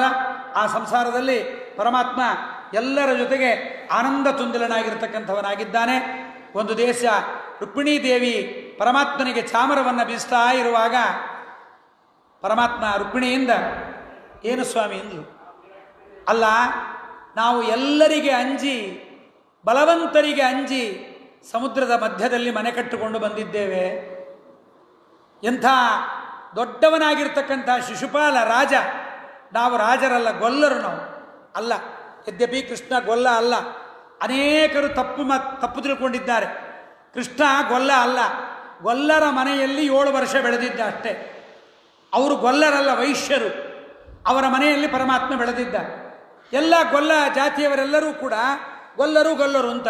ವಾಲ್ಮೀಕಿ ಜಾತಿಯವರೆಲ್ಲ ನಮ್ಮ ಜಾತಿ. ವಾಲ್ಮೀಕಿ ಬ್ರಾಹ್ಮಣನಾಗಿರ್ತಕ್ಕಂಥ ವಾಲ್ಮೀಕಿ ರಾಮಾಯಣದಲ್ಲೇ ಹೇಳ್ತಾರೆ ವಾಲ್ಮೀಕಿಯ ಬಗ್ಗೆ. ಅದನ್ನು ಓದೋದಿಲ್ಲ. ನಮಗೆ ವಾಲ್ಮೀಕಿ ಜಯಂತಿ ನೋಡ್ರಿ, ವಾಲ್ಮೀಕಿ ಜಯಂತಿಗೆ ರಜಾ, ರಾಮನವಮಿಗೆ ರಜಾ ಇಲ್ಲ. ಎಂಥ ಸರ್ಕಾರಗಳು ನಮ್ಮ. ಮೊನ್ನೆ ವಾಲ್ಮೀಕಿ ಜಯಂತಿಗೆ ರಜೆ ಕೊಟ್ಟಿದ್ರು. ವಾಲ್ಮೀಕಿ ಅವರ ಜಾತಿಯವರು, ವಾಲ್ಮೀಕಿ ಜಾತಿಯವರು ಇದ್ದಾರಂತೆ. ಕುರುಬ ಜಾತಿಯವರು ಕನಕದಾಸರು. ಯಾರ ಬಾಯಲ್ಲೂ ಈಶ ನಿನ್ನ ಚರಣ ಭಜನೆ ಬಾಯಿಗೆ ಬರೋದೇ ಇಲ್ಲ. ನಿಜವಾದ ಕುರುಬರು ನಾವೇ, ನಿಜವಾದ ಎಲ್ಲ ದಾಸರ ಆರಾಧನೆ ಮಾಡೋದು ನಾವೇ. ಆದರೂ ನಮ್ಮನ್ನು ಕೇಳ್ತಾರೆ ಕನಕದಾಸರ ಆರಾಧನೆ ಯಾಕೆ ಮಾಡಲ್ಲ ಅಂತ. ಆರಾಧನೆ ಮಾಡಿ ಊಟ ಮಾಡಿದ್ರೆ ಏನು ಬಂತು? ಅವರ ಸಾಹಿತ್ಯ, ಅವರ ಕೃತಿಗಳು, ಅವರ ಮಾರ್ಗ ಹಿಡಿಬೇಕಾದದ್ದು ಮುಖ್ಯ. ಹಾಗಾಗಿ ಪರಮಾತ್ಮ, ನಾವು ಎಲ್ಲರಿಗೆ ಹೆದರಿ ಸಮುದ್ರ ಮಧ್ಯದಲ್ಲಿ ಮನೆ ಕಟ್ಟಿಕೊಂಡು ಬಂದಿದ್ದೇವೆ, ನಮ್ಮನ್ನು ಏನು ಮದುವೆಯಾದಿ ಅಂತ. ಆಗ ರುಕ್ಮಿಣೀ ದೇವಿ ಪರಮಾತ್ಮ ಮಾಡಿದ ಈ ಪ್ರಶ್ನೆಯಿಂದ ಬಹಳ ದುಃಖಿತಳಾಗಿ ಕೆಳಗೆ ಬಿದ್ದು ಬಿಡ್ತಾಳೆ. ಇನ್ನೂ ಬಹಳಷ್ಟು ಮಾತಾಡ್ತಾನೆ ಕೃಷ್ಣ, ಸಮಯ ಇಲ್ಲ. ಕೃಷ್ಣ ಮಾತಾಡಿದ್ದೆಲ್ಲ ಕೇಳಿ ರುಕ್ಮಿಣಿಗೆ ಬಹಳ ದುಃಖ ಆಗತ್ತೆ. ದುಃಖ ಆಗಿ ಕೆಳಗೆ ಬಿದ್ದಾಗ ಪರಮಾತ್ಮ ಅವಳನ್ನು ಎತ್ತಿ ತನ್ನ ತೊಡೆಯ ಮೇಲೆ ಮಲಗಿಸಿಕೊಂಡು ನೀರನ್ನು ಚುಮುಕಿಸಿ ಚಾಮರದಿಂದ ಬೀಸಿ ರುಕ್ಮಿಣೀ ದೇವಿಗಂತಾನೆ, ಅಯಂ ಹಿ ಪರಮೋ ಲಾಭ ಗೃಹೇಶು ಗೃಹಮೇಧಿನಾಂ. ರುಕ್ಮಿಣಿ, ಈ ಭಾಗ್ಯ ಬ್ರಹ್ಮಚಾರಿಗಳಿಗಿದೆಯಾ, ಸನ್ಯಾಸಿಗಳಿಗಿದೆಯಾ ಹೇಳು? ಇದು ನಮ್ಮ ಗೃಹಸ್ಥರಿಗೊಬ್ಬರಿಗೆ. ಹೆಂಡತಿಯನ್ನು ರೇಗಿಸೋದು, ಅವಳಿಗೆ ಕೋಪ ಬರೋದು, ಆ ಕೋಪ ಕಡಿಮೆ ಮಾಡೋದು, ಇದು ನಮಗೊಬ್ಬರಿಗೆ ಭಾಗ್ಯ. ಆದ್ದರಿಂದ ಆತ ಹೇಳ್ತಾನೆ, ಎನ್ನರ್ಮೈರ್ನೀಯತೆ ಯಾಮಹ ಪ್ರಿಯಾಭಿರುಭಾಮಿನಿ. ಹೀಗೆ ಹಾಸ್ಯ ಮಾಡೋದು, ಹೆಂಡತಿಯನ್ನು ಕೋಪಗೊಳಿಸೋದು, ಅವಳಿಗೆ ಕೋಪ ಬಂದಾಗ ಸಮಾಧಾನ ಮಾಡೋದು, ಇದು ಗೃಹಸ್ಥಾಶ್ರಮ ಧರ್ಮಿಗಳ ಒಂದು ಪದ್ಧತಿ. ಆದರೂ ನಿನಗೆ ಹೇಳ್ತೀನಿ ಕೇಳು, ನಾನು ಒಂದು ಮಾತು ಹೇಳ್ತೀನಿ, ನಿನಗೆ ನಾನು ಯಾವತ್ತೋ ಸೋತಿದ್ದೇನೆ ರುಕ್ಮಿಣಿ. ಯಾಕೆಂದರೆ ನಿನ್ನ ಪರೀಕ್ಷೆಯನ್ನು ನಾನು ಮಾಡಿಬಿಟ್ಟೆ. ನಿನಗಿನ್ನೂ ತವರು ಮನೆ ಮೇಲೆ ಅಭಿಮಾನ ಇದೆಯಾ? ಅಯೋಗ್ಯರಾದ ರುಕ್ಮಿ, ಶಿಶುಪಾಲ, ಜರಾಸಂಧರ ಬಗ್ಗೆ ಅಭಿಮಾನ ಇದೆಯಾ ಅಂತ ಪರೀಕ್ಷೆ ಮಾಡಿದೆ. ಆದರೆ ನಿನಗಿಲ್ಲ. ನಿನಗೆ ಯಾವತ್ತೋ ನಾನು ಸೋತಿದ್ದೀನಿ ಅಂತಾನೆ ಪರಮಾತ್ಮ. ಭ್ರಾತುರ್ವಿರೂಪಕರಣಂ ಯುಧಿ ನಿರ್ಜಿತಸ್ಯ ಪ್ರೋದ್ವಾಹ ಪರ್ವಣಿ ಚ ತದ್ವದಮಕ್ಷಗೋಟ್ಯಾಂ ದುಃಖಂ ತದುತ್ತಹಮಸೋ ಅಸ್ಮದಯೋಗ ಭೀತ್ಯ ದೈವಾಬ್ರವೀ ಕಿಮಪಿ ತೇನ ವಯಂ ಜಿತಾಸ್ತೆ ಅಂತಾನೆ ಪರಮಾತ್ಮ. ನಿನ್ನನ್ನು ಕರೆತರುವಾಗ ನಿಮ್ಮ ಅಣ್ಣನ ತಲೆಯನ್ನು 5 ಕಡೆ ಬೋಳಿಸಿಬಿಟ್ಟೆ, ಒಂದು ಮಾತಾಡಲಿಲ್ಲ. ಏನ್ರೀ ನಮ್ಮ ತವರು ಮನೆಯವರಿಗೆ ಅವಮಾನ ಮಾಡ್ತೀರಿ ಅಂತ ಒಂದು ಮಾತಾಡಲಿಲ್ಲ ನೀನು. ಯುದ್ಧದಲ್ಲಿ ಸೋತ ನಿಮ್ಮ ಅಣ್ಣನನ್ನು ನಮ್ಮ ಅಣ್ಣ ಬಲರಾಮ ಕೊಂದ, ಆದರೂ ನಿನಗೆ ಕೋಪ ಬರಲಿಲ್ಲ. ಯಾಕೆ ಅಂದರೆ ಅಸ್ಮದಯೋಗ ಭೀತ್ಯ. ಎಲ್ಲಿ ನಾವು ಕೃಷ್ಣನ ಕಡೆಯವಳಾಗಿ ನಮ್ಮ ಅಪ್ಪ ಅಮ್ಮನ ಮನೆಯ ಕಡೆಗೆ ನಾನು ಅಭಿಮಾನ ತೋರಿಸಿದರೆ ಎಲ್ಲಿ ಪರಮಾತ್ಮ ನಮ್ಮ ಕೈಯನ್ನು ಬಿಟ್ಟು ಬಿಡುತ್ತೋ ಅನ್ನುವ ಭಯದಿಂದ ನೀನು ನಮ್ಮನ್ನು ಸೇರಿಕೊಂಡಿದ್ದೀಯಾ. ನೀನು ಬಂದದ್ದು ಬಹಳ ಒಳ್ಳೆಯದಾಯಿತು ಅಂತ ಪರಮಾತ್ಮ ಹೇಳಿ, ದೇವರು ಎಲ್ಲರನ್ನೂ ಪರೀಕ್ಷೆ ಮಾಡ್ತಾನೆ ಅನ್ನೋದಕ್ಕೆ ನಮ್ಮ ಯಾರು ಶ್ರೇಷ್ಠರಾಗಿರ್ತಕ್ಕಂಥ ವಿಷ್ಣು ತೀರ್ಥರು ಈ ಒಂದು ಶ್ಲೋಕವನ್ನು ಬರೀತಾರೆ. ಪರಮಾತ್ಮ ಎಲ್ಲರನ್ನೂ ಪರೀಕ್ಷೆ ಮಾಡ್ತಾನಂತೆ, ಯಾರನ್ನೂ ಪರೀಕ್ಷೆ ಮಾಡದೆ ಬಿಡೋದಿಲ್ಲ, ಪ್ರತಿಯೊಬ್ಬರನ್ನು ಪರೀಕ್ಷೆ ಮಾಡ್ತಾನೆ ಅಂತ. ಅಂತಹ ಪರಮಾತ್ಮ ರುಕ್ಮಿಣಿ ಜೊತೆಯಲ್ಲಿ ಚಾರುದೇಶ್ನ, ಸುದೇಶ್ನ ಮೊದಲಾದ ಅನೇಕ ಜನ ಮಕ್ಕಳನ್ನು ಪರಮಾತ್ಮ ಪಡೆಯತಕ್ಕಂಥವನಾಗಿದ್ದಾನೆ. ಇಂಥ ಅನೇಕ ಜನ ಮಕ್ಕಳನ್ನು ಪಡೆದ ಪರಮಾತ್ಮ ಮುಂದೆ ತಾನು ಶ್ರೇಷ್ಠವಾಗಿರ್ತಕ್ಕಂತಹ ಒಂದು ಸೂರ್ಯೋಪರಾಗದಲ್ಲಿ ಎಲ್ಲರೂ ಸೇರಿದಾಗ, ಸೂರ್ಯೋಪರಾಗದ ಸಂದರ್ಭದಲ್ಲಿ ಪರಮಾತ್ಮ ಅಲ್ಲಿ ಎಲ್ಲರ ಕೈಯಲ್ಲಿ ರಾಜಸೂಯಾಗದ ನಿಮಿತ್ತವನ್ನು ಮಾಡಿಕೊಂಡು ರಾಜಸೂಯಾಗವನ್ನು ಪರಮಾತ್ಮ ಮಾಡಿದ್ದಾನೆ.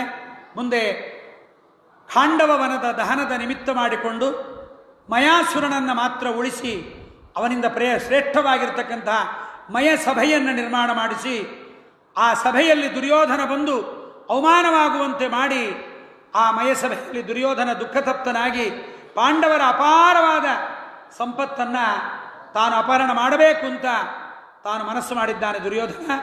ಅಂಥ ದುರ್ಯೋಧನ ದುರ್ದ್ಯೂತವನ್ನಾಡಿ ಪಾಂಡವರನ್ನೆಲ್ಲ ಸೋಲಿಸಿ ಕಾಡಿಗೆ ಕಳಿಸಿದ್ದಾನೆ. ಅಜ್ಞಾತವಾಸವನ್ನು ಮುಗಿಸಿಕೊಂಡು ಬಂದಿದ್ದಾರೆ ಪಾಂಡವರು. ರಾಜ್ಯವನ್ನು ಕೊಡಿಯಿಂದಾಗ ಕೊಡಲಿಲ್ಲ. ಪರಮಾತ್ಮ ಇದನ್ನೇ ನೆಪ ಮಾಡಿಕೊಂಡು ಕೌರವರ ಕ್ಷಯವನ್ನು ಪರಮಾತ್ಮ ಉಂಟು ಮಾಡಿದ್ದಾನೆ. ಹೀಗೆ ಪರಮಾತ್ಮ ಪರಮಶ್ರೇಷ್ಠವಾದ ರೀತಿಯಲ್ಲಿ ತಾನು ಯಾದವರ ಎಲ್ಲರ ರಕ್ಷಣೆಯನ್ನು ಮಾಡುತ್ತಾ ಕುರುಕ್ಷೇತ್ರದಲ್ಲಿ ಎಲ್ಲರ ಸಂಹಾರವನ್ನು ಮಾಡಿಸಿ ಪಾಂಡವರಿಗೆ ಜಯವನ್ನು ಒದಗಿಸಿಕೊಟ್ಟಿದ್ದಾನೆ. ಇಂತಹ ಪರಮಾತ್ಮ ಪರಮ ಮಂಗಳವಾಗಿರ್ತಕ್ಕಂತಹ ಅಲ್ಲಿ ದೇವರ ಮನೆಯಲ್ಲಿ ಎಷ್ಟು ಮಕ್ಕಳಿತ್ತು ಅನ್ನೋದು ಆಮೇಲೆ, ಟೀಚರ್ಸ್ ಎಷ್ಟಿದ್ರು ಅಂತ ಹೇಳ್ತಾರೆ. ಬಹಳ ಆಶ್ಚರ್ಯ. 3 ಕೋಟಿ ಸಹಸ್ರಾಣಾಂ 88 ಶತಾನಿ ಚ ಆಸನ್ ಯದುಕುಮಾರಾಣಾಂ ಆಚಾರ್ಯಾ ಇತಿನ ಶ್ರುತಂ ಅಂತಾರೆ.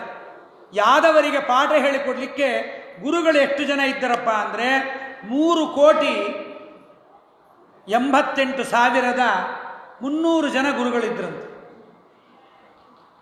3,88,000 ಅಂದರೆ ಒಬ್ಬ ಗುರುಗಳಿಗೆ 50 ಜನ ಶಿಷ್ಯಂದರು ಅಂತ ಇಟ್ಕೊಂಡ್ರು. ಓವರ್ಲೋಡು 50 ಜನ ಒಂದು ಕ್ಲಾಸ್ ರೂಮಲ್ಲಿ ಓವರ್ಲೋಡು 50 ಅಂತಲೇ ಇಟ್ಕೊಳ್ಳೋಣ. 50 ಅಂತಾದರೆ 3,88,300 ಜನ ಗುರುಗಳು ಇಂಟು 50 ಜನ ಶಿಷ್ಯಂದರು ಅಂದರೆ ಅದು LIG MIG HIG ಮನೆಗಳು ಕಟ್ಟಿಸಿದ್ದ ಪರಮಾತ್ಮ. High incoming group, low incoming group, middle incoming group ಅಂತ HIG LIG MIG ಎಲ್ಲ ಮಕ್ಕಳು ಅಲ್ಲಿ ಯಾದವರ ಮಕ್ಕಳೆಲ್ಲ ಇಷ್ಟು ಜನ ಇದ್ದರಂತೆ. ಗುರುಗಳೇ ಇಷ್ಟು ಜನ ಇದ್ದರು. ಅಂತಹ ಪರಮಾತ್ಮ ಅಲ್ಲಿ ತಾನು ಪರಮಶ್ರೇಷ್ಠವಾಗಿರತಕ್ಕಂತಹ ಎಲ್ಲ ವಿಧವಾಗಿರತಕ್ಕಂತಹ ರಕ್ಷಣೆಯನ್ನು ಮಾಡುತ್ತಾ ಇದ್ದಾನೆ. ಅಂತಹ ತ್ರಿವಕ್ರಾಯ ವಿಶೋಕಶ್ಚ ಪುತ್ರ ಕೃಷ್ಣ ಮನೋರಥಃ, ಕೃಷ್ಣನ ಮಗ ಮತ್ತೊಬ್ಬ ವಿಶೋಕ. ಅವಾಗಲೇ ಹೇಳಿದೆ, ನಮ್ಮ ತ್ರಿವಕ್ರೆಯ ಮಗ ಆ ವಿಶೋಕನನ್ನು ತಾನು ಆಸೀತ್ ಶಿಷ್ಯ ನಾರದಸ್ಯ, ನಾರದರ ಬಳಿಯಲ್ಲಿ ಓದಿದನಂತೆ. ನಮ್ಮ ಭೀಮಸೇನ ದೇವರ ರಥಕ್ಕೆ ಸಾರಥಿಯಾಗಿದ್ದ.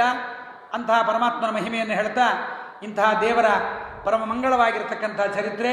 ಯೈದಮನು ಶೃಣೋತಿ ಶ್ರಾವಯೇದ್ವಾ ಮುರಾರೇಃ ಚರಿತಮೃತ ಕೀರ್ತೇಃ ವರ್ಣಿತಂ ವ್ಯಾಸಪುತ್ರೈಃ ಜಗದಗಬಿದಲಂ ತದ್ಭಕ್ತ ಕರ್ಣಾವತಂಸಂ ಭಗವತಿ ಕೃತಚಿತ್ತಃ ಯಾತಿ ತಕ್ಷೇಮಧಾಮ. ಯಾರು ಪರಮಾತ್ಮನ ಈ ಪರಮ ಮಂಗಳವಾದ ಅವನ ಜೀವನ ಚರಿತ್ರೆ ಇದನ್ನು ಯಾರು ಹೇಳ್ತಾರೆ ಕೇಳ್ತಾರೆ? ವರ್ಣಿತಂ ವ್ಯಾಸಪುತ್ರೈಃ, ಸೂತರಂತಾರೆ. ವೇದವ್ಯಾಸ ದೇವರ ಮಕ್ಕಳಾಗಿರ್ತಕ್ಕಂತಹ ಶುಕರು ನಿರೂಪಣೆ ಮಾಡಿದ ಈ ಕಥೆಯನ್ನು. ಇದು ಎಂಥದ್ದು ಅಂದರೆ ಕೃಷ್ಣನ ಕಥೆ. ಜಗದಗಬಿದಲಂ, ಜಗತ್ತಿನ ಎಲ್ಲ ಮಂಗಳವನ್ನು ಉಂಟು ಮಾಡತಕ್ಕಂತಹದ್ದು, ಅಮಂಗಳವನ್ನು ಕಳೆಯೋದು.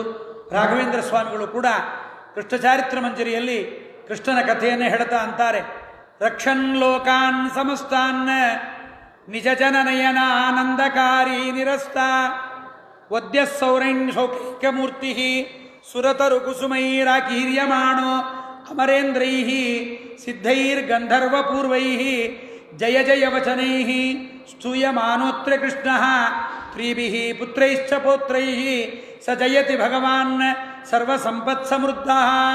ಇಂಥ ಪರಮಾತ್ಮ ಹೀಗೆ ಮಕ್ಕಳು, ಮೊಮ್ಮಕ್ಕಳು, ಬಂಧುಗಳು, ಬಾಂಧವರು, ಸೊಸೆಯಂದರು ಎಲ್ಲರಿಂದ ಕೂಡಿಕೊಂಡು ಪರಮಾತ್ಮ ತಾನು ಹೀಗೆ ವಿಹಾರವನ್ನು ಮಾಡ್ತಾ ಇದ್ದಾನೆ ಎನ್ನುವುದನ್ನು 10ನೇ ಸ್ಕಂದದಲ್ಲಿ ನಿರೂಪಣೆ ಮಾಡಿದ್ದಾರೆ. 11ನೇ ಸ್ಕಂದದಲ್ಲಿ ನಾರದರು ಫ್ರೀಯಾಗಿ ಬಿಟ್ಟರು, ಯಾರನ್ನ ಕೊಲಿಸೋದಿಲ್ಲ. ರಾಜಸೂಯಾಗದ ನೇಪಥ್ಯದಿಂದ ಜರಾಸಂಧ ಸತ್ತ, ಶಿಶುಪಾಲ, ದಂತವಕ್ತ್ರ ಎಲ್ಲರ ಮರಣ ಆಯಿತು, ಯಾರೂ ಇಲ್ಲ. ನಾರದರು ಯಾರಿಗೂ ಹೋಗಿ ಪ್ರೇರಣೆ ಮಾಡಬೇಕಾದ್ದಿಲ್ಲ, ಸೀದಾ ಬಂದು ಕೃಷ್ಣನ ಮನೆಯಲ್ಲೇ ಇದ್ದುಬಿಟ್ರು. ಯಾವಾಗಲೂ ಕೃಷ್ಣನ ದರ್ಶನ, ಪರಮಾತ್ಮನಿಂದ ತತ್ವಜ್ಞಾನೋಪದೇಶ. ಒಂದು ದಿವಸ ನಾರದರು ಏನು ಮಾಡಿದ್ದಾರೆ, ವಸುದೇವನ ಮನೆಗೆ ಬಂದಿದ್ದಾರೆ. ಆ ವಸುದೇವನ ಮನೆಗೆ ಬಂದಾಗ ವಸುದೇವನಿಗೆ ಬಹಳ ಆನಂದ ಆಯಿತು. ಸ್ವಾಮಿ, ನೀವು ಬಂದಿದ್ದೀರಿ, ಬಹಳ ಆಶ್ಚರ್ಯ, ನೀವು ಬಂದಿದ್ದರಿಂದ ಬಹಳ ಆನಂದ ಆಯಿತು. ನಿಮ್ಮನ್ನು ಒಂದಿಷ್ಟು ಪ್ರಶ್ನೆ ಮಾಡಬೇಕು ಅಂತಿದ್ದೀನಿ ಇಂದ. ಮಾಡು ಮಾರಾಯ, ನನಗೂ ಉಪನ್ಯಾಸ ಇಲ್ಲದೆ, ಯಾರ ಮನೆಗೂ ಹೋಗಿ ಮಾತಾಡೋದಿಲ್ಲದೆ ಸುಮ್ಮನೆ ಆಗಿಬಿಟ್ಟಿದ್ದೀನಿ, ಏನು ಕೇಳು ಅಂದ. ಆಗಂತಾನೆ ವಸುದೇವ, ಸ್ವಾಮಿ, ನಾನು ಪರಮಾತ್ಮನನ್ನು ಅಹಂ ಕಿಲ ಪುರಾನಂತಂ ಪ್ರಜಾರ್ಥೇ ಭುವಿ ಮುಕ್ತಿದಂ ಅಪೂಜಯಂ ನ ಮೋಕ್ಷಾಯ ಮೋಹಿತೋ ದೇವಮಾಯಯ. ಪರಮಾತ್ಮನ ಬಂಧಕ ಶಕ್ತಿಗೆ ಒಳಗಾಗಿ ದೇವರನ್ನು ಬರೀ ಮಗ ಅಂತ ತಿಳಿದನೇ ಹೊರತು ಮೋಕ್ಷಾದಿ ಪುರುಷಾರ್ಥಗಳನ್ನು ದೇವರ ಬಳಿಯಲ್ಲಿ ನಾನು ಕೇಳಲಿಲ್ಲ.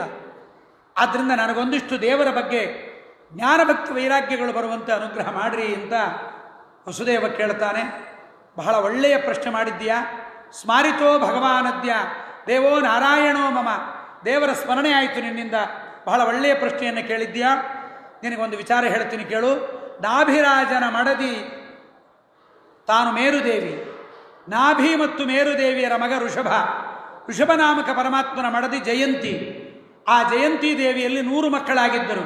ಆ 100 ಮಕ್ಕಳಲ್ಲಿ ಪರಮಶ್ರೇಷ್ಠರಾದವರು ಕವಿ, ಹರಿ, ಅಂತರಿಕ್ಷ, ಪ್ರಬುದ್ಧ, ಪಿಪ್ಪಲಾಯನ, ಆವಿರ್ಹೋತ್ರ, ದ್ರುಮಿಲ, ಚಮಸ, ಕರಭಾಜನ ಅಂತ ಮಹಾಜ್ಞಾನಿಗಳು. ಆ ಜ್ಞಾನಿಗಳೆಲ್ಲ ಒಮ್ಮೆ ನಿಮಿರಾಜನ ಮನೆಗೆ ಬಂದಿದ್ದಾರೆ. ನಿಮಿರಾಜ ಬಂದಾಗ ಅವರನ್ನೆಲ್ಲ ಕರೆದ. ಅವನಿಗೆ ವಿದೇಹರಾಜ ಅಂತಂತಾರೆ. ನಿಮಿರಾಜನ ಮನೆಗೆ ಬಂದಾಗ ಆ ಬ್ರಾಹ್ಮಣರೆಲ್ಲ ಬಂದವರನ್ನು ನಿಮಿರಾಜ ಸತ್ಕಾರ ಮಾಡಿದ. ಸತ್ಕಾರ ಮಾಡಿ ನಮಸ್ಕಾರ ಮಾಡಿ ಅವರನ್ನು ಪ್ರಾರ್ಥನೆ ಮಾಡ್ತಾನೆ. ದುರ್ಲಭೋ ಮಾನುಷೋ ದೇಹ, ಸ್ವಾಮಿ ನೀವು ಸಜ್ಜನರು, ದೇವರು ಕಾಣಿಸಲ್ಲ. ವಿಷ್ಣೋರ್ಭೂತಾನಿ ಲೋಕಾನಾಂ ಪಾವನಾಯ ಚರಂತಿ, ಪರಮಾತ್ಮನ ಪ್ರತಿಮೆಗಳು ನೀವು. ಪರಮಾತ್ಮನನ್ನು ಹೃದಯದಲ್ಲಿ ಹೊತ್ತು ಸಂಚಾರ ಮಾಡ್ತೀರಿ. ಜಗತ್ತಿನ ಮಂಗಳಕ್ಕೋಸ್ಕರವಾಗಿ ನಿಮ್ಮ ಸಂಚಾರ. ನಮ್ಮ ಮಾನವ ದೇಹ ನಮಗೆ ಬಂದಿದೆ. ಈ ಮಾನವ ದೇಹ ದುರ್ಲಭವಾದ ಮಾನವ ದೇಹ ಕ್ಷಣಭಂಗುರ. ಬಹಳ ಹೊತ್ತು ಈ ಮಾನವ ದೇಹ ಅನ್ನತಕ್ಕಂಥದ್ದು ಇರೋದಿಲ್ಲ. ದುರ್ಲಭೋ ಮಾನುಷೋ ದೇಹ ದೇಹಿನಾಂ ಕ್ಷಣಭಂಗುರ ತತ್ರಾಪಿ ದುರ್ಲಭಂ ಮನ್ಯೇ.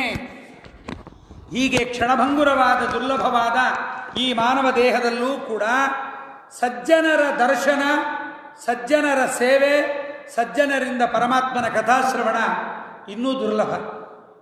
ಆದ್ದರಿಂದ ನಿಮ್ಮನ್ನು ಕೇಳ್ತಾ ಇದ್ದೀನಿ, ಭಾಗವತ ಧರ್ಮಗಳು ಅಂದರೆ ಏನು, ಇದನ್ನೆಲ್ಲವನ್ನ ಹೇಳ್ರಿ ಅಂತ ವಿದೇಹರಾಜ ಪ್ರಶ್ನೆ ಮಾಡ್ತಾನೆ. ನಾರದರಿಗೆ ಈ ಕಥೆಯನ್ನು ವಸುದೇವನಿಗೆ ಹೇಳ್ತಾ ಇದ್ದಾರೆ. ಕವಿ ಅಂದರೆ ಜ್ಞಾನಿಗಳು, ಅವರು ವಿದೇಹರಾಜನಿಗೆ ಹೇಳ್ತಾ ಇದ್ದಾರೆ, ಕೇಳು ರಾಜ, ಜೀವನದಲ್ಲಿ ಭಯವಿಲ್ಲದೆ ಇದ್ದ ವ್ಯಕ್ತಿಯೇ ಇಲ್ಲ. ಅವನಿಗೇನೂ ಭಯ ಇಲ್ಲ ಅಂದರೆ ಆಯುಷ್ಯದ ಭಯ ಅಂತೂ ಇದ್ದೇ ಇರುತ್ತೆ. ದುಡ್ಡಿರುತ್ತೆ, ಆರೋಗ್ಯ ಇರುತ್ತೆ, ಎಲ್ಲ ಇದ್ದರೂ ಕೂಡ ಎಂದು ಸಾಯ್ತೀನೋ ಏನೋ, ಇವರನ್ನೆಲ್ಲ ಯಾವಾಗ ಬಿಟ್ಟು ಹೋಗಬೇಕೋ ಏನೋ, ಎಂದು ಮರಣ ಬಂದುಬಿಡುತ್ತೋ ಏನೋ ಅಂತ ಹೆದರ್ತಾನೆ. ಅದಕ್ಕೆ ಕವಿಗಳಂತಾರೆ, ಮನ್ಯೇ ಕುತಚ್ಚಿದ್ ಭಯಮಚ್ಯುತಸ್ಯ ಪಾದಾಂಬುಜೋಪಾಸನಮತ್ರ ನಿತ್ಯಂ ಉದ್ವಿಗ್ನ ಬುದ್ಧೇಃ ಅಸದಾತ್ಮಭಾವಾತ್ ವಿಶ್ವಾತ್ಮನ ಯತ್ರ ನಿವರ್ತತೆ ಭೀಗಿ. ಎಲ್ಲ ಭಯ ಪರಿಹಾರ ಆಗಬೇಕು ಅಂದರೆ ಪರಮಾತ್ಮನ ಪಾದಾರವಿಂದಗಳ ಆಶ್ರಯವನ್ನು ಪಡೆಯಬೇಕು. ಆ ದೇವರ ಅನುಗ್ರಹ ಮಾಡಬೇಕು ಅಂದರೆ ಈ 30 ಧರ್ಮಗಳನ್ನು ಆಚರಣೆ ಮಾಡಬೇಕು. ಕೆಲವೊಂದು ಧರ್ಮಗಳಿದೆ. ದೀಪ ಹಚ್ಚಿಟ್ಟರೆ ಮೋಕ್ಷ, ಸ್ನಾನ ಮಾಡಿದರೆ ಮೋಕ್ಷ, ದಾನ ಮಾಡಿದರೆ ಮೋಕ್ಷ. ಎಲ್ಲ ಮಾಸ ಮಹಾತ್ಮೆಗಳಲ್ಲಿ ಅದನ್ನೇ ಹೇಳ್ತಾರೆ, ಇದನ್ನು ಮಾಡಿಬಿಡ್ರೆ ಮೋಕ್ಷ, ಅದನ್ನು ಮಾಡಿಬಿಡ್ರಿ ಮೋಕ್ಷ ಅಂತ.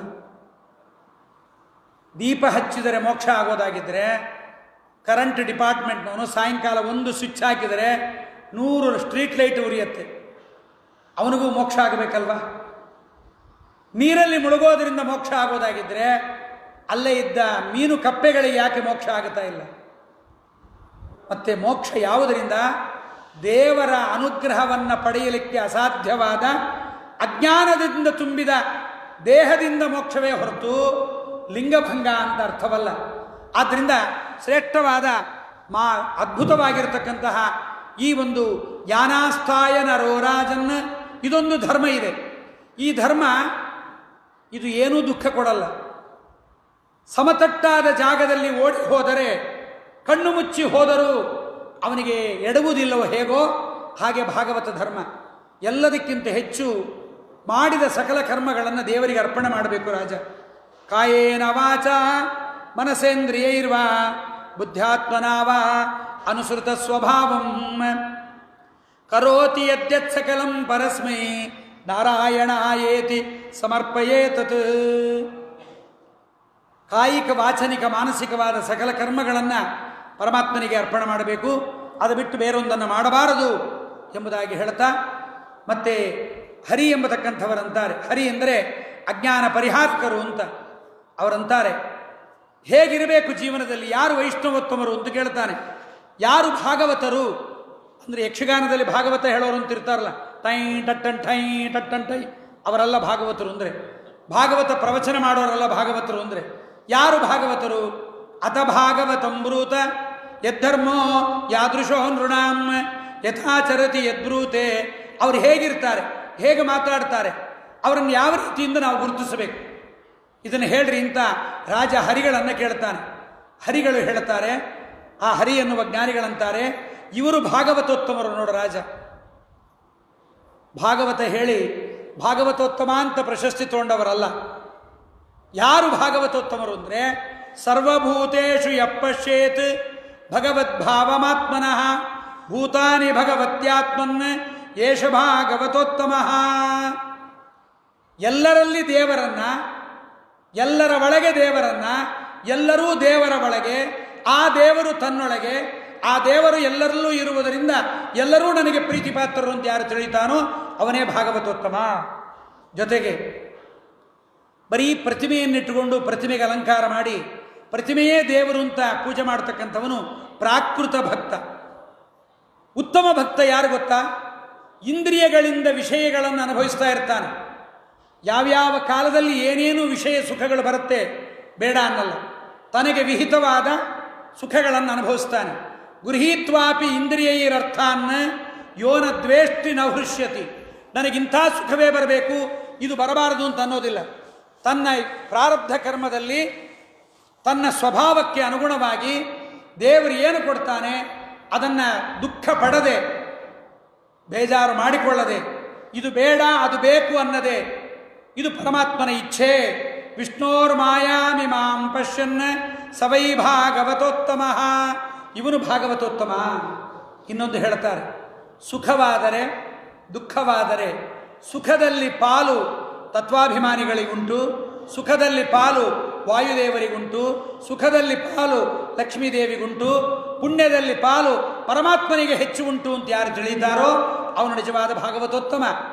ದುಃಖ ಆದಾಗ ದುಃಖದಿಂದ ಬಂದ ಪಾಪದಿಂದ ಬಂದ ದುಃಖ, ಆ ಪಾಪಕ್ಕೆ ತತ್ವಾಭಿಮಾನಿಗಳಲ್ಲ ಅತತ್ವಾಭಿಮಾನಿಗಳಾದ ಕಾಲನೇಮಿ ದೈತ್ಯರು ಅವರು ಇದಕ್ಕೆ ನಿಯಾಮಕರು. ಅವರಿಗೊಂದಿಷ್ಟು ಪಾಪ, ಹೆಚ್ಚಿನ ಪಾಪ ಕಲಿಗೆ ಪಾಪ ಆಗತ್ತೆ ಅಂತ ಯಾರು ತಿಳಿಯುತ್ತಾರೋ ಅಂಥವನು ನಿಜವಾದ ಭಾಗವತೋತ್ತಮ. ಯಾರಿಗೆ ತಾನು ಉತ್ತಮ ಕುಲದಲ್ಲಿ ಹುಟ್ಟಿದ್ದೀನಿ, ಉತ್ತಮ ರೂಪಸಿಯಾಗಿದ್ದೇನೆ, ಉತ್ತಮ ಧನ ಇದೆ, ಉತ್ತಮ ಕುಲಜಾತನಾಗಿದ್ದೀನಿ ಎನ್ನುವ ಅಹಂಕಾರ ಯಾರಿಗಿರುವುದಿಲ್ಲವೋ, ನಯಸ್ಯ ಜನ್ಮ ಕರ್ಮಾಭ್ಯಾಂ ನ ವರ್ಣಾಶ್ರಮ ಜಾತಿಭಿ ಸಂಹಿತೇಸ್ಮಿನ್ ಅಹಂ ಭಾವ ದೇಹೇ ವೈಸ ಹರೇ ಪ್ರಿಯ. ಇವನೇ ಪರಮಾತ್ಮನಿಗೆ ಅತ್ಯಂತ ಪ್ರಿಯನಾದವನು. ಇಂಥವನ ಹೃದಯ ಹೇಗಿರುತ್ತೆ ಅಂದರೆ, ತ್ರಿಭುವನ ವಿಭವ ಹೇತುಭಿ ವಿಕುಂಠ ಸ್ಮೃತಿಭಿ ಅಜೇಷ ಸುರಾದಿಭಿರ್ವಿಮೃಗ್ಯಾತ್ ನ ಚಲತಿ ಪದಾರವಿಂದಾತ್ ಲವ ನಿಮಿಷಾರ್ಧಮಪಿ ಸ್ಮ ವೈಷ್ಣವಾಗ್ರಹ. ಒಂದು ತ್ರುಟಿ ಲವ ನಿಮೇಷ ಕಾಲವೂ ಯಾರ ಹೃದಯದಿಂದ ಭಗವಂತ ಹೊರಗೆ ಹೋಗೋದಿಲ್ಲವೋ, ಯಾರ ಹೃದಯದಲ್ಲಿ ಪರಮಾತ್ಮ ಅವರ ಭಕ್ತಿ ಎನ್ನುವ ಪಾಶಕ್ಕೆ ಬದ್ಧನಾಗಿ ಕಟ್ಟಿ ಬಿದ್ದಿರ್ತಾನೆ, ಅವರೇ ಶ್ರೇಷ್ಠರಾದ ಭಾಗವತೋತ್ತಮರು. ಹೀಗೆ ಹೇಳಿದ ಮೇಲೆ ಮುಂದೆ ತ್ರಿಂಶದ್ವಿಧವಾದ ಭಾಗವತ ಧರ್ಮಗಳನ್ನು ಕೂಡ ನಿರೂಪಣೆ ಮಾಡಿದ್ದಾರೆ. ಹೇಗೆ ದೇವರನ್ನು ಧ್ಯಾನ ಮಾಡಬೇಕು, ಯಾವ್ಯಾವ ಯುಗದಲ್ಲಿ, ಕಲಿಯುಗದಲ್ಲಿ ಹೇಗೆ, ಕೃತಯುಗದಲ್ಲಿ ಹೇಗೆ. ಕಲಿಯುಗ ಎಂಬತಕ್ಕಂತಹದ್ದು ಬಹಳ ಶ್ರೇಷ್ಠವಾಗಿರ್ತಕ್ಕಂತಹದ್ದು. ಈ ಕಲಿಯುಗದಲ್ಲಿ ಭಗವಂತನ ಆರಾಧನೆಗೆ ತುಂಬ ಹೆಚ್ಚಿನ ಪುಣ್ಯ ಉಂಟು ಎಂಬುದನ್ನೆಲ್ಲ ಕವಿ, ಹರಿ, ಅಂತರಿಕ್ಷ, ಪ್ರಬುದ್ಧ, ಪಿಪ್ಪಲಾಯನ, ಆವಿರ್ಹೋತ್ರ, ದ್ರುಮಿಲ, ಚಮಸ, ಕರಭಾಜನರು ಇಷ್ಟು ಜನ ಹೇಳಿ ನಿನಗಿನ್ನೇನು ಮಾಡಬೇಕಾಗಿದೆ ವಸುದೇವ. ಯುವಯೋಹೋ ಕಲು ದಂಪತ್ಯೋಹೋ ಯಶ ಆಪೂರಿತಂ ಜಗತ್. ಕೃಷ್ಣನ ತಂದೆ, ಕೃಷ್ಣನ ತಾಯಿ ಅಂತ ನಿಮಗೆ ದೊಡ್ಡ ಕೀರ್ತಿ ಬಂದಾಗಿದೆ, ನೀವೇನು ಮಾಡಬೇಕಾಗಿಲ್ಲ. ಪರಮಾತ್ಮನಲ್ಲಿ ಮನಸ್ಸನ್ನಿಡ್ರಿ, ಇದರಿಂದ ಉದ್ಧಾರವಾಗಿರಿ ಅಂತಂದಿದ್ದಾರೆ. ಬ್ರಹ್ಮಾದಿ ದೇವತೆಗಳು ಬಂದಿದ್ದಾರೆ, ದೇವರಲ್ಲಿ ಪ್ರಾರ್ಥನೆ ಮಾಡಿದ್ದಾರೆ. ಸ್ವಾಮಿ, ಭೂಮಿಗೆ ಬಾ ಅಂತ ಕರೆದಿದ್ವಿ ನಿನ್ನನ್ನು, ಬಂದು ಭೂಭಾರದ ಹರಣ ಆಯಿತು. ನೀನು ಇವತ್ತಿಗೆ ಬಂದು 104 ವರ್ಷ 2 ತಿಂಗಳಾಯಿತು. ನಿನ್ನ ಮನಸ್ಸಿದ್ದರೆ ಪುನಃ ವೈಕುಂಠ ಲೋಕಕ್ಕೆ ಬಾ ಅಂತ ಕರೆದರು. ಪರಮಾತ್ಮ ಅಂದ, ಬರ್ತೀನಿ. ಈಗಿನ್ನೂ ಯಾದವರ ಕುಲವನ್ನು ನಾಶ ಮಾಡಲಿಕ್ಕೆ ಪ್ರಾರಂಭ ಮಾಡ್ತಾ ಇದ್ದೀನಿ. ಯಾದವರ ಕುಲವನ್ನು ನಾಶ ಮಾಡಬೇಕು, ಅದನ್ನು ನಾಶ ಮಾಡದೆ ನಾ ಬರೋದಿಲ್ಲ ಅಂದ. ಹೌದು, ಯಾದವರೇನು ಅಯೋಗ್ಯರ, ಪಾಪಿಗಳ, ಹರಿದ್ವೇಷಿಗಳ? ಯಾಕೆ ಯಾದವರನ್ನು ಪರಮಾತ್ಮ ಸಂಹಾರ ಮಾಡಲಿಕ್ಕೆ ಇಷ್ಟಪಟ್ಟ ಅಂದರೆ, ಸತಾಮಪಿ ಕಲವು ಪ್ರಾಪ್ತೇ. ಆಚಾರ್ಯ ಬರೀತಾರೆ, ಎಂಥ ಸಜ್ಜನರಾದರೂ ಕಲಿಯುಗದಲ್ಲಿ ಬಂದರೆ ಪಾಪ ಮಾಡಿಬಿಡ್ತಾರಂತೆ. ಅಂದರೆ ಇದನ್ನು ಕೇಳಿ ಪಾಪ ಮಾಡಲಿಕ್ಕೆ ಭಾಗವತವೇ ಹೇಳಿದೆ ಅಂತ ಅನ್ಕೋಬಾರದು.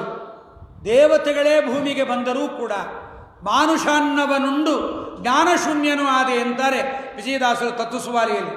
ಈ ಭೂಲೋಕದ ಅನ್ನ ಎಂತಹ ಜ್ಞಾನಿಗಳನ್ನು ಕೆಡಿಸಿಬಿಡುತ್ತೆ.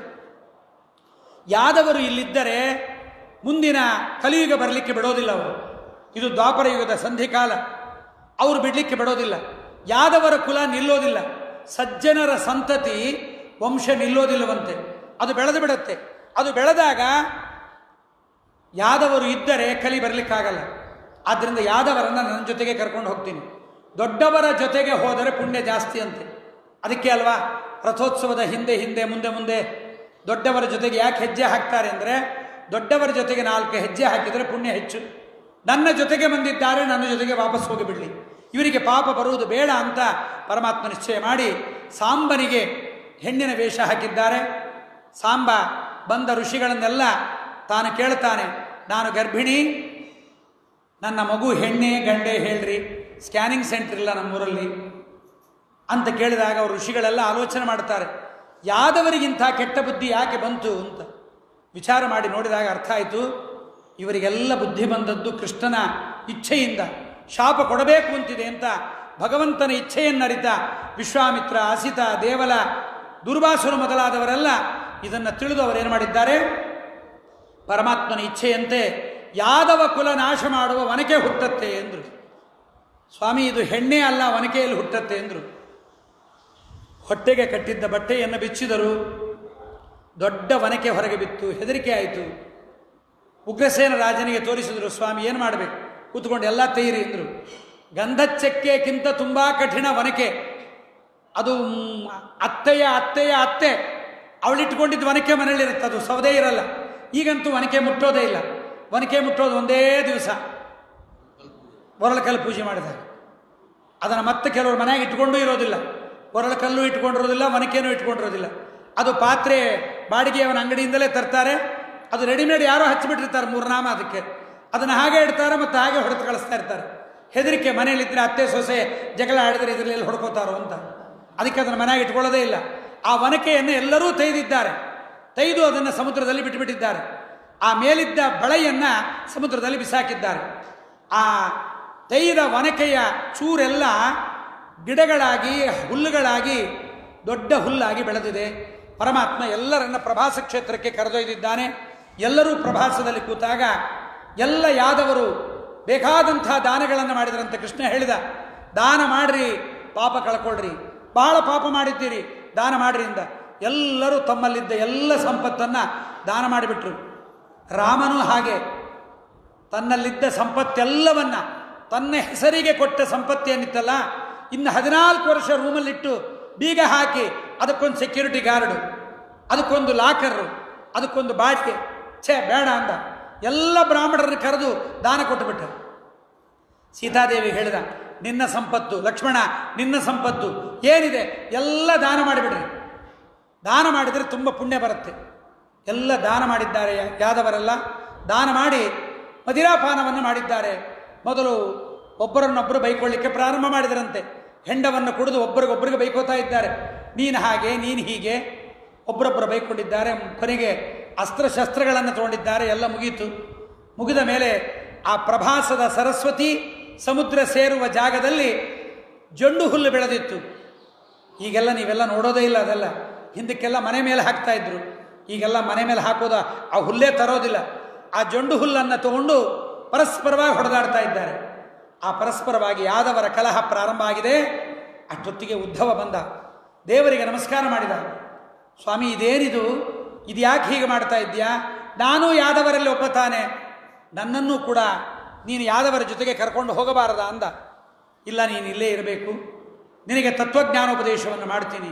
ಸ್ವಾಮಿ, ಏನು ಉಪದೇಶ ಮಾಡಿದರೂ ಕೂಡ ಈ ಸಂಸಾರದಲ್ಲಿ ನೀನು ಹಾಕಿದ ಮಾಯ ನಿನ್ನ ಬಂಧಕ ಶಕ್ತಿ ದಾಟಲಿಕ್ಕೆ ಆಗೋದಿಲ್ಲ.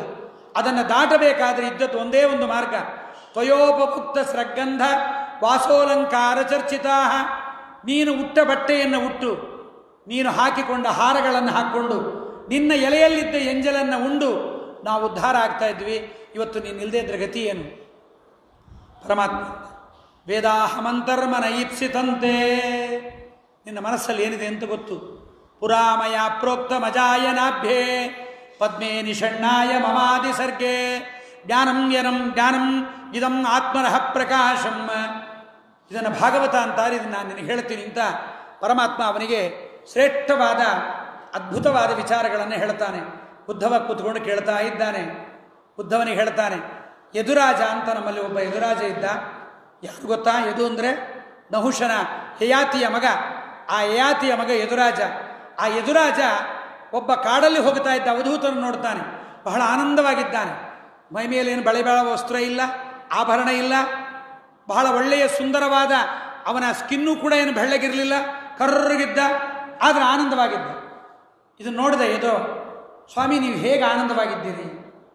ದುಡ್ಡಿಲ್ಲ, ದುಗಾಣಿ ಇಲ್ಲ, ಬಟ್ಟೆ ಇಲ್ಲ, ಊಟ ಇಲ್ಲ, ಊಟಕ್ಕಾಗಿ ಮನೆ ಇಲ್ಲ, ಮನೆ ಅಡಿಗೆಗೋಸ್ಕರವಾಗಿ ಹೆಂಡತಿ ಇಲ್ಲ, ನೀವು ಹೆಂಗಿದ್ದೀರಿ ಇಂದ. ನನಗೆ 24 ಹಿಂದಕ್ಕೆಲ್ಲ ಗುಂಡಿಟ್ಟು ಕೊಲ್ತಿರ್ಲಿಲ್ಲ. ಜಿಂಕೆ ಬೇಗ ಸಿಗುತ್ತಿರಲಿಲ್ಲ. ಜಿಂಕೆ ಬೇಗ ಸಿಗಬೇಕು ಅಂದರೆ ಏನು ಮಾಡ್ತಾ ಇದ್ರು ಅಂದರೆ ಸಂಗೀತ ಹಾಡ್ತಾ ಇದ್ರು, ಒಳ್ಳೆಯ ಕೊಳಲನ್ನು ನುಡಿಸ್ತಾ ಇದ್ರು. ಕೊಳಲನ್ನು ನುಡಿಸಿದ್ದನ್ನು ಕೇಳಿ ಆ ಜಿಂಕೆಗಳೆಲ್ಲ ಹತ್ತಿರಕ್ಕೆ ಬರ್ತಾ ಇದ್ರು. ಬಂದಾಗ ಅವುಗಳನ್ನು ಕೊಲ್ತಾ ಇದ್ರು. ಇದನ್ನು ನೋಡಿದೆ ನಾನು. ಅಂದ ಏನು ಕಲಿತೆ ಇದರಿಂದ? ಈ ಕಿವಿಗಳಿಗೆ ಲೌಕಿಕ ಸಂಗೀತ ಇದೆಯಲ್ಲ, ಅದು ಎಂಥವನನ್ನು ಹಾಳು ಮಾಡಿಬಿಡುತ್ತೆ. ಆದ್ದರಿಂದ ಶ್ರವಣೇಂದ್ರಿಯದ ಜಯವನ್ನು ನಾವು ಪಡೆಯಬೇಕು ಅನ್ನೋದನ್ನು ಜಿಂಕೆಯಿಂದ ನಾನು ಕಲಿತೆ. ಹೀಗೆ ಮಧುಹ ಹರಿಣೋ ಮೀನಃ ಪಿಂಗಲ ಕುರರೋರ್ಭಕಃ, ಒಂದು ಮಗುವನ್ನು ನೋಡಿ ಪಾಠ ಕಲಿತೆ ಎಂದ. ಪಾಠ ಕಲಿಯುವ ಬುದ್ಧಿ ಇದ್ದರೆ ಬಾಲಾದಪಿ ಶುಕಾದಪಿ ಅಂತ. ಪಾಠ ಕಲಿಯಬೇಕು ಅಂದರೆ ದೊಡ್ಡವರೇ ಆಗಬೇಕು ಅಂತೇನಿಲ್ಲ. ಸಣ್ಣ ಮಗುವಾಗಿದ್ದರೂ ಅವನಿಂದ ಪಾಠ ಕಲಿಯಬಹುದು, ಒಂದು ಗಿಳಿಯಿಂದಲೂ ಪಾಠ ಕಲಿಯಬಹುದು. ಹಾಗಾಗಿ ಒಂದು ಮಗು ಮಲಗಿತ್ತು. ಆ ಮಗು ತನ್ನ ಪಾಡಿಗೆ ತಾನು ಆಡ್ತಾ ಇತ್ತು. ತನ್ನ ಕಾಲನ್ನು ಎತ್ತುತ್ತಾ ಇತ್ತು. ತನ್ನ ಕಾಲಿಗೆ ಹಾಕಿದ ಗೆಜ್ಜೆಯನ್ನು ಮುಟ್ಟೋದು, ಆ ಗೆಜ್ಜೆ ಗಲಗಲಗಲಗಲ ಅನ್ನೋದು, ಅದನ್ನು ನೋಡೋದು, ನಗೋದು. ಮನೆಯಲ್ಲಿ ಭಾಗವತ ಮಂಗಳ. ಯಾರು ಬಂದರು ಯಾರು ಹೋದರು ಏನೂ ಗೊತ್ತಿಲ್ಲ ಆ ಮಗುವಿಗೆ. ಹಾಗೆ ನಾವು ಜೀವನದಲ್ಲಿ ನಮ್ಮೊಳಗಿರುವ ದೇವರಿಂದಲೇ ಆನಂದ ಪಡಬೇಕೇ ಹೊರತು ಹೊರಗಿನಿಂದ ಆನಂದ ಪಡಬಾರದು ಎನ್ನುವುದನ್ನು ನಾನು ಕಲಿತೆ. ಇದಾದ ಮೇಲೆ ನಾನು ಮಿಂಚುಳ್ಳಿ, ಬಿಲ್ಗಾರ, ಬೇಡ, ಕಂಚುಗಾರ 24 ಜನ ಗುರುಗಳು. ನಾನು ಆಮೇಲೆ ನೀರಿನಿಂದ ಬುದ್ಧಿಯನ್ನು ಕಲಿತೆ, ಅಗ್ನಿಯಿಂದ ಬುದ್ಧಿ ಕಲಿತೆ, ಕಪೋತ, ಅಜಗರ, ಒಂದು ಹಾವು ಅದು ಬಿದ್ದಲ್ಲೇ ಬಿದ್ದಿರ್ತಿತ್ತು, ಅದರ ಬಳಿಗೆ ಆಹಾರ ಬರ್ತಾ ಇತ್ತು. ನಾವು ಪರಮಾತ್ಮ ಚಿಂತನೆ ಮಾಡಿದರೆ ಪರಮಾತ್ಮ ಅನುಗ್ರಹ ಮಾಡ್ತಾನೆ ಎಂಬುದನ್ನು ನಾನಿದನ್ನು ಕಲ್ತಿದ್ದೀನಿ. ಕಣ್ಣು, ಮೂಗು, ಕಿವಿನಾಲ್ಗೆಪ್ಪ ಒಂದೊಂದೊಬ್ಬರ ಕೊಂದಾವಣ್ಣ, ಕುರಂಗ ಮಾತಂಗ ಪತಂಗ ಕೇಳೋ ಭೃಂಗ ಮೀನ ಹತವಾದವಣ್ಣ.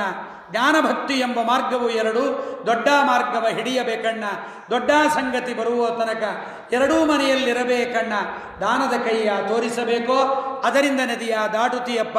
ನಿನ್ನ ಯೋಗ್ಯತೆ ತಿಳಿದ ಮೇಲೆ ಪುರಂದರ ವಿಠಲ ಸ್ಥಳ ಕೊಟ್ಟಾನು. ಜಯವದ ಜಯವದ ಈ ಮನೆತನಕ್ಕೆ ಬಿಡು ಬಿಡು ಬಿಡು ಬಿಡು ಮನ ಸಂಶಯವ.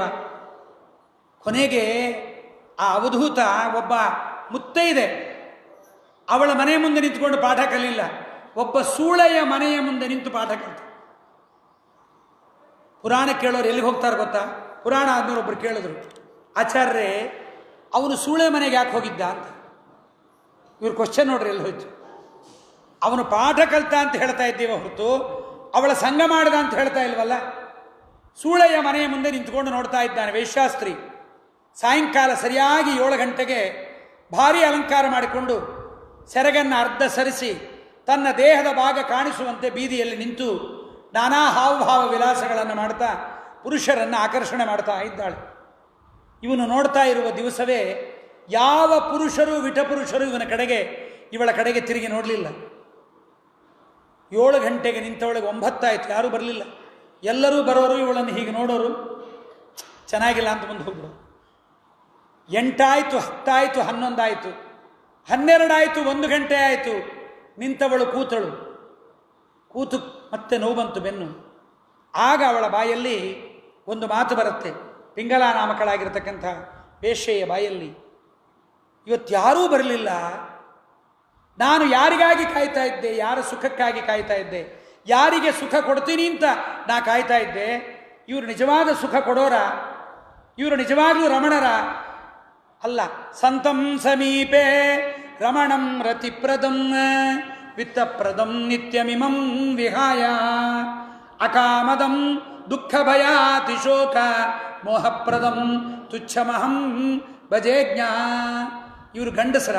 ನಾಚಿಕೆ ಬೇಡವಾ? ನನ್ನ ದೇಹದ ಮಲಮೂತ್ರ ವಿಸರ್ಜನೆಯ ಜಾಗವನ್ನು ಅವರು ಅಪೇಕ್ಷೆ ಪಡ್ತಾರೆ. ಆ ಮಲಮೂತ್ರ ವಿಸರ್ಜನೆಯ ಜಾಗಕ್ಕೆ ಅಪೇಕ್ಷೆ ಪಟ್ಟು ಬಂದ ಗಂಡಸರಿಗೆ ಇದೊಂದು ದೇಹವ? ಏನಿದೆ ಈ ದೇಹದಲ್ಲಿ? ಏನಿಲ್ಲ. ಯದಸ್ಥಿಭಿರ್ನಿರ್ಮಿತ ವಂಶ ಒಳಗಡೆ ಮಾಂಸ, ಮೂಳೆ, ರಕ್ತ, ಮಜ್ಜ, ಮೇಧಸ್ಸು, ಅದನ್ನು ಮುಚ್ಚಲಿಕ್ಕೆ ಹೊದ್ದಿಸಿದ ಒಂದು ಚರ್ಮದ ಹೊದ್ದಿಕೆ. ಇದನ್ನು ನೋಡಿ ಈ ಗಂಡಸರು ನನ್ನ ಮೇಲೆ ವ್ಯಾಮೋಹಕ್ಕೆ ಬರ್ತಾ ಇದ್ದಾರೆ. ಇವರು ಸುಖ ಕೊಡ್ತಾರಾ? ನಿಜವಾದ ಸುಖ ಕೊಡುವ ಯೋಗ್ಯತೆ ಉಂಟ ಇವರಿಗೆ? ಇವರಲ್ಲ.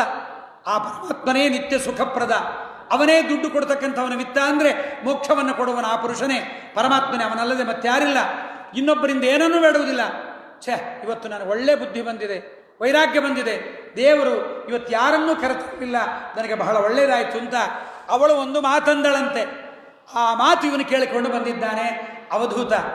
ಆಶಾ ಹಿ ಪರಮಂ ದುಃಖಂ ನೈರಾಶ್ಯಂ ಪರಮಂ ಸುಖಂ ಯಥಾ ಸಂಚಿದ್ಯ ಕಾಂತಾಶಾಂ ಸುಖಂ ಸ್ವಶ್ವಾಪ ಪಿಂಗಲ. ಆಶೆ ಎಂಬುವುದು ದುಃಖಕ್ಕೆ ಮೂಲ, ಆಸೆಯನ್ನು ಬಿಡುವುದೇ ಸುಖಕ್ಕೆ ಮೂಲ. ನಿಶ್ಚಿಂತೆಯಾಗಿ ನಿದ್ದೆ ಮಾಡಿದ್ದಾಳೆ ಪಿಂಗಲ ನಾಮಕಳಾಗಿರ್ತಕ್ಕಂಥ ವೇಶ್ಯೆ. ನಾನಿದನ್ನು ನೋಡಿದೆ, ಆಸೆಯೇ ದುಃಖಕ್ಕೆ ಕಾರಣ. ಇನ್ನೊಬ್ಬರ ಮನೆಗೆ ಹೋದೆ, ಬಂಧುಗಳೆಲ್ಲ ಬಂದಿದ್ದರು. ಒಬ್ಬ ಕುಮಾರಿ ವಯಸ್ಸಿಗೆ ಬಂದ ಹುಡುಗಿ ಒಬ್ಬಳಿದ್ಳು. ಭತ್ತವನ್ನು ಕುಟ್ಟಿ ತಾನು ಅಕ್ಕಿಯನ್ನು ತೆಗೆಯಬೇಕಾಗಿತ್ತು. ಒರಳಕಲ್ಲಿಗೆ ಭತ್ತವನ್ನು ಹಾಕಿದ್ದಾಳೆ, ಭತ್ತವನ್ನು ಕುಟ್ಟಿದಳು. ಆಗಿನ ಕಾಲದಲ್ಲಿ ಒಂದು ಕೆಟ್ಟ ಸಂಪ್ರದಾಯ, ಕೈ ತುಂಬ ಬಳೆ ಹಾಕ್ಕೊಳ್ಳೋದು. ಆ ಕೆಟ್ಟ ಸಂಪ್ರದಾಯ ಬಳೆ ಹಾಕ್ಕೊಂಡು ಕುಟ್ಟಿದಾಗ ಘಲ್ ಘಲ್ ಅಂತು. ಬಳೆ ಇದ್ದರೆ ಶಬ್ದ ಬರುತ್ತೆ ಅಂತ ಒಂದೊಂದೇ ಬಳೆ ತೆಗೆದ್ಲು. 2 ಬಳೆ ಇಟ್ಟುಕೊಂಡು ಕುಟ್ಟಿದ್ಲು, ಮತ್ತೆ ಶಬ್ದ ಬಂತು. ಆ 2 ಬಳೆಯಲ್ಲಿ 1 ಬಳೆಯನ್ನು ತೆಗೆದುಬಿಟ್ಲು. ಕುಟ್ಟಿದಳು, ಅಡಿಗೆ ಮಾಡಿ ಅವರನ್ನು ಕಳಿಸಿದಳು. ನಾನೇನು ತಿಳ್ಕೊಂಡೆ ಗೊತ್ತಾ? ಬಳೆ ಇದ್ದರೆ ಶಬ್ದ ಅಂತ ಅವಳು ತಿಳ್ಕೊಂಡ್ಳು. ನಾನೇನು ತಿಳ್ಕೊಂಡೆ ಗೊತ್ತಾ? ಬಹುಜನರ ಮಧ್ಯದಲ್ಲಿದ್ದರೆ ಬರೀ ಗಲಾಟೆ, ಬಳೆಗಳಿದ್ದಂತೆ ಬಹುಜನ ಬರೀ ಮಾತಾಡ್ತಾರೆ, ವಟ ವಟ ವಟ ವಟ ವಟ, ಏನಿಲ್ಲ. ಇಬ್ಬರೇ ಇದ್ದರೆ ಅಲ್ಲೂ ಮಾತಾಗತ್ತೆ, ಒಬ್ಬರೇ ಇದ್ದರೆ ತಪಸ್ಸು ಅಂತ ನಾನು ತಿಳ್ಕೊಂಡೆ ಎಂದ ಅವಧೂತ. ಪುರಾಣ ಕೇಳಿ ಹೋದ ಹೆಣ್ಮಕ್ಳೇನು ತಿಳ್ಕೊಂಡ್ರು ಗೊತ್ತಾ? ನೋಡ್ರಿ ಆಚಾರ್ಯ ಪುರಾಣದಾಗೆ ಹೇಳ್ಯಾರೆ, ಒಂದೇ ಬಳೆ ಹಾಕ್ಕೋಬೇಕು ಅಂತ, ಒಂದೇ ಬಳೆ ಹಾಕ್ಕೋಬೇಕು ಅಂತ ಪುರಾಣ. ಅವರವ್ರ ಭಾವನೆ, ಅವರವ್ರ ತಕ್ಕಂಗೆ ತಿಳ್ಕೊತಾರೆ. ಹೀಗೆ ಕುಮಾರಿ ಅವಳಿಂದ ನಾನು ತಿಳ್ಕೊಂಡಿರ್ತಕ್ಕಂಥವನಾಗಿದ್ದೇನೆ. ಹೀಗೆ ನಹ್ಯೇಕಸ್ಮಾತ್ ಗುರೋರ್ಜ್ಞಾನಂ ಸುಸ್ಥಿರಂ ಸ್ಯಾತ್ ಸುಪುಷ್ಕಲಂ ಬ್ರಹ್ಮೈತದ್ವಿತೀಯಂ ವೈ ಗೀಯತೆ ಬಹುವರ್ಷಿಭಿಃ ಅಂತ ಪರಮಾತ್ಮನ ಜ್ಞಾನವನ್ನು ನಾನು ಪಡೆದಿದ್ದೀನಿ ಎಂಬುದಾಗಿ ಹೇಳ್ತಾ, ವರ್ಣಾಶ್ರಮ ವಿಚಾರಗಳ ಮತ್ತು ವಾಯುದೇವರ ಪೂಜೆಯನ್ನು ಮಾಡತಕ್ಕಂಥ ವಿಚಾರವನ್ನು, ಪರಮಾತ್ಮನ ಪೂಜಾಕ್ರಮಗಳನ್ನು, ಪಂಚಭೇದ ತಾರತಮ್ಯಗಳನ್ನು, ಭಕ್ತಿಯೇ ಸಾಧನ ಮಾರ್ಗದಲ್ಲಿ ಹೇಗೆ ಶ್ರೇಷ್ಠವಾದದ್ದು ಅನ್ನುವುದನ್ನು ಉದ್ಧವನಿಗೆ ನಿರೂಪಣೆ ಮಾಡ್ತಾ ಇದ್ದಾನೆ ಪರಮಾತ್ಮ. ಉದ್ಧವ ಒಂದೊಂದನ್ನೇ ಕೇಳ್ತಾ ಇದ್ದಾನೆ, ದೇವರ ವಿಭೂತಿ ರೂಪಗಳನ್ನು ಕೇಳಿದ್ದಾನೆ. ಎಲ್ಲೆಲ್ಲಿ ನೀನಿದ್ದೀಯಾ ಅಲ್ಲೆಲ್ಲ ಪರಮಾತ್ಮ ಹೇಳ್ತಾ ಇದ್ದಾನೆ. ವಿದ್ಯುದ್ಧವತ್ವಂ ದೈತ್ಯಾನಾಂ ಪ್ರಹ್ಲಾದಂ ಅಸುರರ್ಷಭಂ. ದೈತ್ಯರಲ್ಲಿ ಪ್ರಹ್ಲಾದರಲ್ಲಿ ನಾನಿದ್ದೇನೆ, ಹೀಗೆ ಮನುಷ್ಯರಲ್ಲಿ ರಾಜರಲ್ಲಿ ನಾನಿದ್ದೇನೆ, ಹೀಗೆ ಸಿದ್ದೇಶ್ವರರಲ್ಲಿ ಕಪಿರಲ್ಲಿ ನಾನಿದ್ದೇನೆ, ಪಕ್ಷಿಗಳಲ್ಲಿ ಗರುಡನಲ್ಲಿ ನಾನಿದ್ದೀನಿ. ಹೀಗೆ ಪರಮಾತ್ಮ ತನ್ನ ವಿಭೂತಿ ರೂಪಗಳನ್ನೆಲ್ಲ ಉದ್ಧವನಿಗೆ ನಿರೂಪಣೆ ಮಾಡಿದ್ದಾನೆ. ಹೀಗೆ ಬ್ರಾಹ್ಮಣನಾದವನು ಏನು ವೃತ್ತಿ ಮಾಡಬೇಕು, ಕ್ಷತ್ರಿಯನಾದವನು ಏನು ಮಾಡಬೇಕು, ಇವೆಲ್ಲವನ್ನು ಪರಮಾತ್ಮ ಹೇಳಿದ್ದಾನೆ. ಮೂರ್ಖ ಅಂದರೆ ಯಾರು, ದರಿದ್ರ ಅಂದರೆ ಯಾರು, ಹುಚ್ಚ ಅಂದರೆ ಯಾರು, ನಿಜವಾದ ಶ್ರೀಮಂತ ಅಂದರೆ ಯಾರು, ಇದನ್ನೆಲ್ಲ ಹೇಳು ಅಂತ ಪರಮಾತ್ಮನನ್ನು ಕೇಳಿದ್ದಾನೆ. ಅದಕ್ಕೆ ಪರಮಾತ್ಮ ಹೇಳ್ತಾನೆ, ದಕ್ಷಿಣ ಅಂದರೆ ಏನು ಗೊತ್ತಾ? ದಕ್ಷಿಣಾಜ್ಞಾನ ಸಂದೇಶ. ಬಲ ಅಂದರೆ ಯಾವುದು ಗೊತ್ತಾ? ಇನ್ನೊಬ್ಬರಿಗೆ ಜ್ಞಾನವನ್ನು ಹೇಳಿಕೊಡುವುದೇ ದಕ್ಷಿಣ. ಬಲ ಅಂದರೆ ಯಾವುದು ಗೊತ್ತಾ? ಪ್ರಾಣಾಯಾಮ ಮಾಡುವುದೇ ಬಲ. ಆದ್ದರಿಂದ ಪರಮಾತ್ಮ ಹೇಳ್ತಾನೆ, ಪಂಡಿತ ಅಂದರೆ ಯಾರು? ಶಾಲು ಹೊತ್ತುಕೊಂಡು ಬ್ರೇಸ್ಲೆಟ್ ಹಾಕ್ಕೊಂಡವನಲ್ಲ, ದೊಡ್ಡ ಅಂಗಾರಾಕ್ಷತೆ ಇಟ್ಟವನಲ್ಲ. ಪಂಡಿತ ಅಂದರೆ ಯಾರು ಅಂದರೆ ಪಂಡಿತೋ ಬಂಧ ಮೋಕ್ಷವಿತ್. ಯಾವುದು ಬಂಧನಕ್ಕೆ ಕಾರಣ, ಯಾವುದು ಮೋಕ್ಷಕ್ಕೆ ಕಾರಣ ಅಂತ ಯಾರು ತಿಳಿತಾನೋ ಅವನು ಪಂಡಿತ. ಎಲ್ಲಿ ದುಡ್ಡು ಜಾಸ್ತಿ ಕೊಡ್ತಾರೆ, ಎಲ್ಲಿ ಜಾಸ್ತಿ ದಕ್ಷಿಣೆ ಬರುತ್ತೆ ಅಂತ ತಿಳಿದವನು ಪಂಡಿತ ಅಲ್ಲ. ಪಂಡಿತೋ ಬಂಧ ಮೋಕ್ಷವಿತ್. ಮೂರ್ಖ ಯಾರು? ಶಾಸ್ತ್ರ ಓದ್ದೇ ಇದ್ದವನಲ್ಲ. ಮೂರ್ಖೋ ದೇಹಾದ್ಯಹಂ ಬುದ್ಧಿ. ನಾನೇ ದೇಹ, ದೇಹ ನಾನು ಬೇರೆ ಅಲ್ಲ ಅಂತ ಯಾರು ತಿಳಿತಾನೆ ಅವನೇ ಮೂರ್ಖ. ಸ್ನೇಹಿತ ಅಂದರೆ ಯಾರು? ಪರಮಾತ್ಮನೇ. ಬಂಧುರು ಗುರುರ ಹಂಸಕೆ. ಹೀಗೆ ದರಿದ್ರ ಯಾರಪ್ಪ ಅಂದರೆ ದರಿದ್ರೋ ಯಸ್ತ್ವ ಸಂತುಷ್ಟ ಕೃಪಣೋ ಯೋಜಿತೇಂದ್ರಿಯ. ದರಿದ್ರ ಅಂದರೆ ಯಾರು ಅಂದರೆ ಯಾರು ಅಸಂತೋಷ ಪಡ್ತಾನಲ್ಲ ಅವನೇ ದರಿದ್ರ. ಯಾರು ಇಂದ್ರಿಯ ನಿಗ್ರಹ ಪಡೆದಿಲ್ಲ ಅವನೇ ಕೃಪಣ. ಹೀಗೆ ಪರಮಾತ್ಮ ಉದ್ಧವನಿಗೆ ಉಪದೇಶವನ್ನು ಮಾಡಿ ಪರಮಾತ್ಮ ಅಲ್ಲಿ ಕೂತಿದ್ದಾನೆ. ಆಗ ಶ್ರೇಷ್ಠವಾದ ಮಾನವ ಜನ್ಮ ಬಂದಿದೆ. ಶ್ರೇಷ್ಠವಾದ ಮಾನವ ಜನ್ಮದ ಬಗ್ಗೆ ಪರಮಾತ್ಮ ಮನೋನಿಗ್ರಹವನ್ನು ಮಾಡಿಕೊಳ್ಳಿಕ್ಕೆ ಒಂದು ಕಥೆಯನ್ನು ಹೇಳ್ತಾನೆ. ಒಬ್ಬ ಬ್ರಾಹ್ಮಣನ ಸನ್ಯಾಸಿಯಾದವನ ಕಥೆ. ಅವನನ್ನು ಎಲ್ಲರೂ ತೊಂದರೆ ಕೊಡ್ತಾರೆ, ಸಂಪತ್ತಿ ಕಿತ್ಕೋತಾರೆ, ದಂಡ ಕಮಂಡಲು ಹಿಡ್ಕೊಂಡು ಬರ್ತಾನೆ, ಅದನ್ನು ಕಿತ್ತಾಕಿ ಬಿಡ್ತಾರೆ. ನಾವಾಗಿದ್ದರೆ ಇವರು ನಮಗೆ ದ್ವೇಷಗಳು, ಅವರು ಸ್ನೇಹಿತರು ಅಂತಿದ್ವಿ. ಗ್ರಹಗಳೆಲ್ಲ ತೊಂದರೆ ಕೊಡುತ್ತೆ, ದೇವತೆಗಳು ತೊಂದರೆ ಕೊಡ್ತಾರೆ. ಭಾಗವತ ಎಂಥ ಉತ್ತರ ಕೊಡುತ್ತೆ ಅಂದರೆ ನಮಗೆ ಹುಚ್ಚೆಲ್ಲ ಬಿಡಿಸತ್ತೆ ಭಾಗವತ. ಆ ಭಿಕ್ಷುಗೀತೆ ಅಂತ ಭಾಗವತದಲ್ಲಿ ಅವನಂತಾನೆ, ನಾಯಂ ಜನೋ ಮೇ ಸುಖ ದುಃಖ ಹೇತು ಈ ಜನ ನನಗೆ ಸುಖ ಕೊಡಲ್ಲ, ದುಃಖ ಕೊಡಲ್ಲ. ಮತ್ತೆ ಯಾರು ಕೊಡ್ತಾರೆ ಸುಖ ದುಃಖ? ಸುಖ ದುಃಖ ಇವರಿಂದ ಆಗಲ್ಲ. ದೇವತೆಗಳು ನನಗೆ ಸುಖ ದುಃಖ ಕೊಡಲ್ಲ. ಯಾಕೆಂದ್ರೆ ದೇವತೆಗಳಿಗೆ ದುಃಖ ಇದೆ, ಅವರು ನನಗೇನು ದುಃಖ ಕೊಡ್ತಾರೆ, ನನಗೇನು ಸುಖ ಕೊಡ್ತಾರೆ? ನವಗ್ರಹಗಳು ದುಃಖ ಕೊಡ್ತಾವೆ ಹೇಳ್ತಾರಲ್ಲ, ಗುರು ವಕ್ರ, ಶನಿ ವಕ್ರ. ಮನೆಯಾಗಿ ಹೆಂಡತಿ ಮಕ್ಕಳು ಸರಿಯಾಗಿದ್ದರೆ ಸಾಕಾಗಿದೆ. ಸುಮ್ಮನೆ ಗ್ರಹಗಳನ್ನು ಕೇಳ್ಕೊಂಡ್ಬರ್ತೀವಿ. ಅವನು ವಕ್ರ, ಇವನು ತಿರ್ಗಾ ಇನ್ನೊಂದು ರೀತಿ ವಕ್ರ, ಏನೇನೋ ರೀತಿ ವಕ್ರಗಳು. ಅವನಂದ ಗ್ರಹಗಳೇ ಗ್ರಹಗಳಿಗೆ ಹೊಡೆದಾಡ್ತವೆ. ಸೂರ್ಯನಿಗೆ ರಾಹುವಿನ ಭಯ, ಚಂದ್ರನಿಗೆ ಕೇತುವಿನ ಭಯ. ಗ್ರಹಗಳಿಗೆ ಈ ಭಯ ಇರಬೇಕಾದ್ರೆ ಅವು ನಮಗೇನು ಮಾಡ್ತಾವೆ? ಮತ್ತು ಹಾಗಾದರೆ ಸುಖ ದುಃಖಕ್ಕೆ ಕಾರಣ ಯಾರು ಅಂದರೆ, ಬಹಳ ಚೆನ್ನಾಗಿ ಹೇಳುತ್ತೆ ಭಾಗವತ, ಸುಖ ದುಃಖಕ್ಕೆ ಕಾರಣ ನಮ್ಮ ಮನಸ್ಸೇ. ನಮ್ಮ ಮನಸ್ಸಿನ ವಿನಃ ಯಾವ ಬಂಧುಗಳಲ್ಲ, ಯಾವ ಮಕ್ಕಳಲ್ಲ, ಯಾವ ದೇವತೆಗಳಲ್ಲ, ಯಾವ ಗ್ರಹಗಳಲ್ಲ, ಯಾರೂ ಅಲ್ಲ. ಸುಖ ದುಃಖಕ್ಕೆ ಕಾರಣ ನಮ್ಮ ಮನಸ್ಸೇ. ಆ ಮನಸ್ಸನ್ನು ನಾವು ನಿಗ್ರಹ ಮಾಡಬೇಕು. ಹೇಗೆ ಮಾಡಬೇಕು? ದಾನಂ ಸ್ವಧರ್ಮೋ ನಿಯಮೋ ಯಮಶ್ಚ ಶ್ರುತಾನಿ ಕರ್ಮಾಣಿ ಚ ಸದ್ವೃತಾನಿ ಸರ್ವೇ ಮನೋನಿಗ್ರಹ ಲಕ್ಷಣಾಂತಹ ಪರೋಹಿ ಯೋಗೋ ಮನಸಸ್ಸಮಾಧಿ. ದಾನ, ತೀರ್ಥಯಾತ್ರೆ, ಯಜ್ಞ ಇವೆಲ್ಲವನ್ನು ಮಾಡುವುದು ಮನೋನಿಗ್ರಹಕ್ಕೆ. ಇದನ್ನು ಮಾಡಿಕೊಂಡೇ ಮನೋನಿಗ್ರಹದ ಸಂಪಾದನೆ ಮಾಡಬೇಕು ಎಂಬುದನ್ನು ನಿರೂಪಣೆ ಮಾಡಿದ್ದಾರೆ. ಪರಮಾತ್ಮ ಉದ್ಧವನಿಗೆ ಹೇಳಿದ್ದಾನೆ, ಹೋಗು ಕಲಾಪ ಗ್ರಾಮಕ್ಕೆ ಹೋಗಿ ಅಲ್ಲಿದ್ದ ಎಲ್ಲ ಜ್ಞಾನಿಗಳಿಗೆ ತತ್ವೋಪದೇಶವನ್ನು ಮಾಡುವಂತ ಪರಮಾತ್ಮ ಹೇಳಿದ್ದಾನೆ. ಪರಮಾತ್ಮ ಹೋಗಿದ್ದ. ಪರಮಾತ್ಮನ ಮಾತಿನಂತೆ ಉದ್ಧವ ಹೊರಟಿದ್ದಾನೆ. ಎಡಗಾಲ ಮೇಲೆ ಬಲಗಾಲನ್ನು ಹಾಕ್ಕೊಂಡು ಪರಮಾತ್ಮ ಕೂತಿದ್ದಾನೆ. ಯಾವುದೋ ಜಿಂಕೆ ಇರಬೇಕು, ಪಕ್ಷಿ ಇರಬೇಕು ಅಂತ ಬೇಡನೊಬ್ಬ ದೇವರ ಪಾದಕ್ಕೆ ಬಾಣವನ್ನು ಬಿಟ್ಟಿದ್ದಾನೆ. ಅವ ಮಾಡಿಕೊಂಡ ಬಾಣ ಯಾವುದು ಗೊತ್ತಾ? ಈ ಯಾದವರೆಲ್ಲ ಬಿಸಾಕಿದ ಒನಕೆಯ ಮೇಲ್ಭಾಗ, ಯಾವುದು ಮೇಲ್ಗಡೆ ಬಳೆ ಇರುತ್ತಲ್ಲ, ಒನಕೆಯ ಮೇಲ್ಗಡೆ ಬಳೆ, ಅದನ್ನು ಮೀನು ತಿಂದಿತ್ತು. ಆ ಮೀನನ್ನು ಒಬ್ಬ ಬೆಸ್ತ ಹಿಡಿದ. ಅವನೇ ಅದನ್ನು ತೆಗೆದು ಬಾಣಕ್ಕೆ ಕಬ್ಬಿಣ ಸಿಕ್ಕಿದೆ ಅಂತ ಮಾಡಿಕೊಂಡಿದ್ದ. ಭಗವಂತನ ಇಚ್ಛೆ ಬಂತು ಅಂದರೆ ಒಂದು ತುಂಡನ್ನು ವ್ಯರ್ಥ ಮಾಡೋದಿಲ್ಲ. ಸ್ವಾಮಿ ಆ ಒಂದು ಬಾಣದಿಂದ ತನ್ನ ಪಾದಕ್ಕೆ ಬಾಣ ಬಿದ್ದಿದೆ, ಬಂದಿದ್ದಾನೆ. ಬೇಡ ಸ್ವಾಮಿ, ಒಮ್ಮೆ ನಿನ್ನ ಎದೆಗೆ ಒದ್ದಿದ್ದಕ್ಕೆ ಈ ಬೇಡರ ಜನ್ಮ ಬಂತು ನನಗೆ. ನಾನು ಭೃಗು ಋಷಿ, ನಿನ್ನ ಎದೆಗೆ ಒದ್ದಿದ್ದಕ್ಕೆ ಈ ಜನ್ಮದಲ್ಲಿ ಬಂದಿದ್ದೇನೆ. ಮತ್ತೆ ನನಗಿಂಥ ಕೆಲಸ ಆಯ್ತಲ್ಲ. ಪರಮಾತ್ಮ ಅಂದ, ಮಾಭೈರ್ಜರೆ ತ್ವಮುತ್ತಿಷ್ಟ ಕಾಮಯೇಶ ಕೃತೋ ಹಿಮೆ ಯಾಹಿ ತ್ವಮ್ಮದನುಜ್ಞಾತಃ ಸ್ವರ್ಗಂ ಸುಕೃತಿನಾಂ ಪದಂ. ದುಃಖ ಪಡಬೇಡ, ಇದು ನನ್ನ ಇಚ್ಛೆ. ನಾನು ಯಾದವರಲ್ಲೊಬ್ಬರನ್ನು ಉಳಿಸಬೇಕು ಅಂತ ಬಂದರೆ ಉದ್ಧವನನ್ನು ಉಳಿಸಿದ. ತಾನು ಉಳಿಯಬಾರದು ಅಂದರೆ ಒನಕೆಯ ಮೇಲಿದ್ದ ಬಳೆಯನ್ನು ಬಾಣಕ್ಕೆ ಗುರಿ ಮಾಡಿದ ಸ್ವಾಮಿ. ಹೀಗೆ ಭಗವಂತ ಆ ಬೇಡನಿಗೆ ವಿಮಾನ ತರಿಸಿ ವಿಮಾನದಲ್ಲಿ ಕುಡಿಸಿ ಕಳಿಸಿಬಿಟ್ಟ. ದಾರುಕ ಬಂದನಂತೆ, ಕೃಷ್ಣನ ರಥವನ್ನು ಓಡಿಸುವ ಸಾರಥಿ. ದೇವರೆಲ್ಲಿದ್ದಾನೆ ಅಂತ ಹುಡ್ಕೊಂಡ್ಬರ್ತಾನೆ. ಬರೀ ಹೆಣಗಳು ಬಿದ್ದಿದೆ, ಅಲ್ಲೆಲ್ಲ ಬರೀ ಯಾದವರ ಹೆಣಗಳೇ. ಪರಸ್ಪರ ಬಡದಾಡಿದ್ದಾರೆ, ರಕ್ತ ಮಾಂಸಗಳು. ದಾರುಕ ದೇವರನ್ನು ಹುಡ್ಕೊಂಡು ಬಂದ. ಎಲ್ಲಿದ್ದಾನೆ ದೇವರು? ದೇವರಿಗೇನಾಗಿದೆ? ಆದರೆ ಅವನಿಗೆ ಹುಡುಕುವ ಮಾರ್ಗ ಗೊತ್ತಿತ್ತಂತೆ ದಾರುಕನಿಗೆ. ಅವನಿಗೆ ಹೇಗೆ ಗೊತ್ತಾಯಿತು ಅಂದರೆ, ವಾಯುಂ ತುಳಸಿ ಕಾಮೋದಂ ಆಗ್ರಾಯಾಭಿಮುಖಂ ಯಯೋ. ತುಳಸಿಯ ವಾಸನೆ ಬಂತಂತೆ. ಎಲ್ಲಿ ತುಳಸಿಯ ವಾಸನೆ ಬರುತ್ತೆ ಅಲ್ಲಿ ಕೃಷ್ಣ ಇರ್ತಾನೆ ಅಂತ. ಆ ತುಳಸಿಯ ವಾಸನೆಗೆ ಮುಂದಾಗಿ ಹೋಗಿದ್ದಾನೆ. ಪರಮಾತ್ಮ ಕಂಡಿದ್ದಾನೆ. ಸ್ವಾಮಿ ಏನು ಮಾಡಲಿ ಇಂದ. ಎಲ್ಲ ರಥ ಗರುಡ ಲಾಂಛನ ಇಡುವಂದ ಎಲ್ಲ ಮೇಲ್ ಹೊರಟು. ಪರಮಾತ್ಮ ಅವನಿಗೆ ಅಪ್ಪಣೆಯನ್ನು ಮಾಡಿದ್ದಾನೆ. ಯಾರ್ಯಾರು ಹೇಗೆ ದೇಹವನ್ನು ಬಿಡಬೇಕು ಅಂತ ಹೇಳಿ ಪರಮಾತ್ಮನೂ ಕೂಡ ಪರೀಕ್ಷಿತ ದೇಹ ಬಿಡಲಿಲ್ಲ. ದೇವರಿಗೆ ನಮ್ಮಂತೆ ಸ್ಥೂಲ ದೇಹ ಇಲ್ಲ, ನಮಗೆ ಬೇರೆ ದೇಹ, ಪರಮಾತ್ಮನಿಗೆ ಬೇರೆ ದೇಹ ಇಲ್ಲ. ಪರಮಾತ್ಮ ಮೋಡದ ಮಧ್ಯದಲ್ಲಿ ಮಿಂಚು ಮರೆಯಾಗುವಂತೆ ಸಕಲ ದೇವತೆಗಳು, ಗಂಧರ್ವರು, ವಿದ್ಯಾಧರರು ಪರಮಾತ್ಮನಿಗೆ ಅದ್ಭುತವಾದ ಸ್ವಾಗತವನ್ನು ಬಯಸುವಾಗ ಪರಮಾತ್ಮ ಹೊರಟಿದ್ದಾನೆ. ಪರಮಾತ್ಮ ಮಿಂಚಿನ ರೀತಿಯಲ್ಲಿ ಅದೃಶ್ಯನಾಗುತ್ತಾ ಇದ್ದಾನೆ. ಸಕಲ ದೇವತೆಗಳು ಸ್ತೋತ್ರ ಮಾಡ್ತಾ ಇದ್ದಾರೆ. ಇತ್ತಂ ಹರೇರ್ ಭಗವತಃ ರುಚಿರಾವತಾರಂ ವೀರ್ಯಾಣಿ ಚಾಸ್ಯ ಚರಿತಾನಿ ಚ ಮಂಗಳಾನಿ ಅನ್ಯತ್ರ ಚೇಹ ಚ ಶ್ರುತಾನಿ ಗೃಣನ್ ಮನುಷ್ಯ ಭಕ್ತಿಂ ಪರಾಂ ಪರಮಹಂಸಗತೌ ಲಭೇತ. ಪರೀಕ್ಷಿತ, ದೇವರ ಕಥೆ ಭಾಗವತ, ಇದನ್ನು ನಾನು ಕೇವಲ ವೇದವ್ಯಾಸ ದೇವರು ಹೇಳಿದ್ದಷ್ಟೇ ಮಾತ್ರ ಹೇಳಿದ್ದೀನಿ ಅಂತ ತಿಳ್ಕೋಬೇಡ. ಅನ್ಯತ್ರ ಚೇಹ, ಬೇರೆ ಕಡೆಯಲ್ಲಿ ಕೇಳಿದ ಕಥೆಗಳನ್ನು ಕೂಡ ನಿನಗೆ ಅಜಾಮಿಳೋಪಾಖ್ಯಾನವನ್ನು ಹೇಳಿದ್ನಲ್ಲ, ಅದು ವೇದವ್ಯಾಸ ದೇವರು ಹೇಳಿದ್ದಲ್ಲ.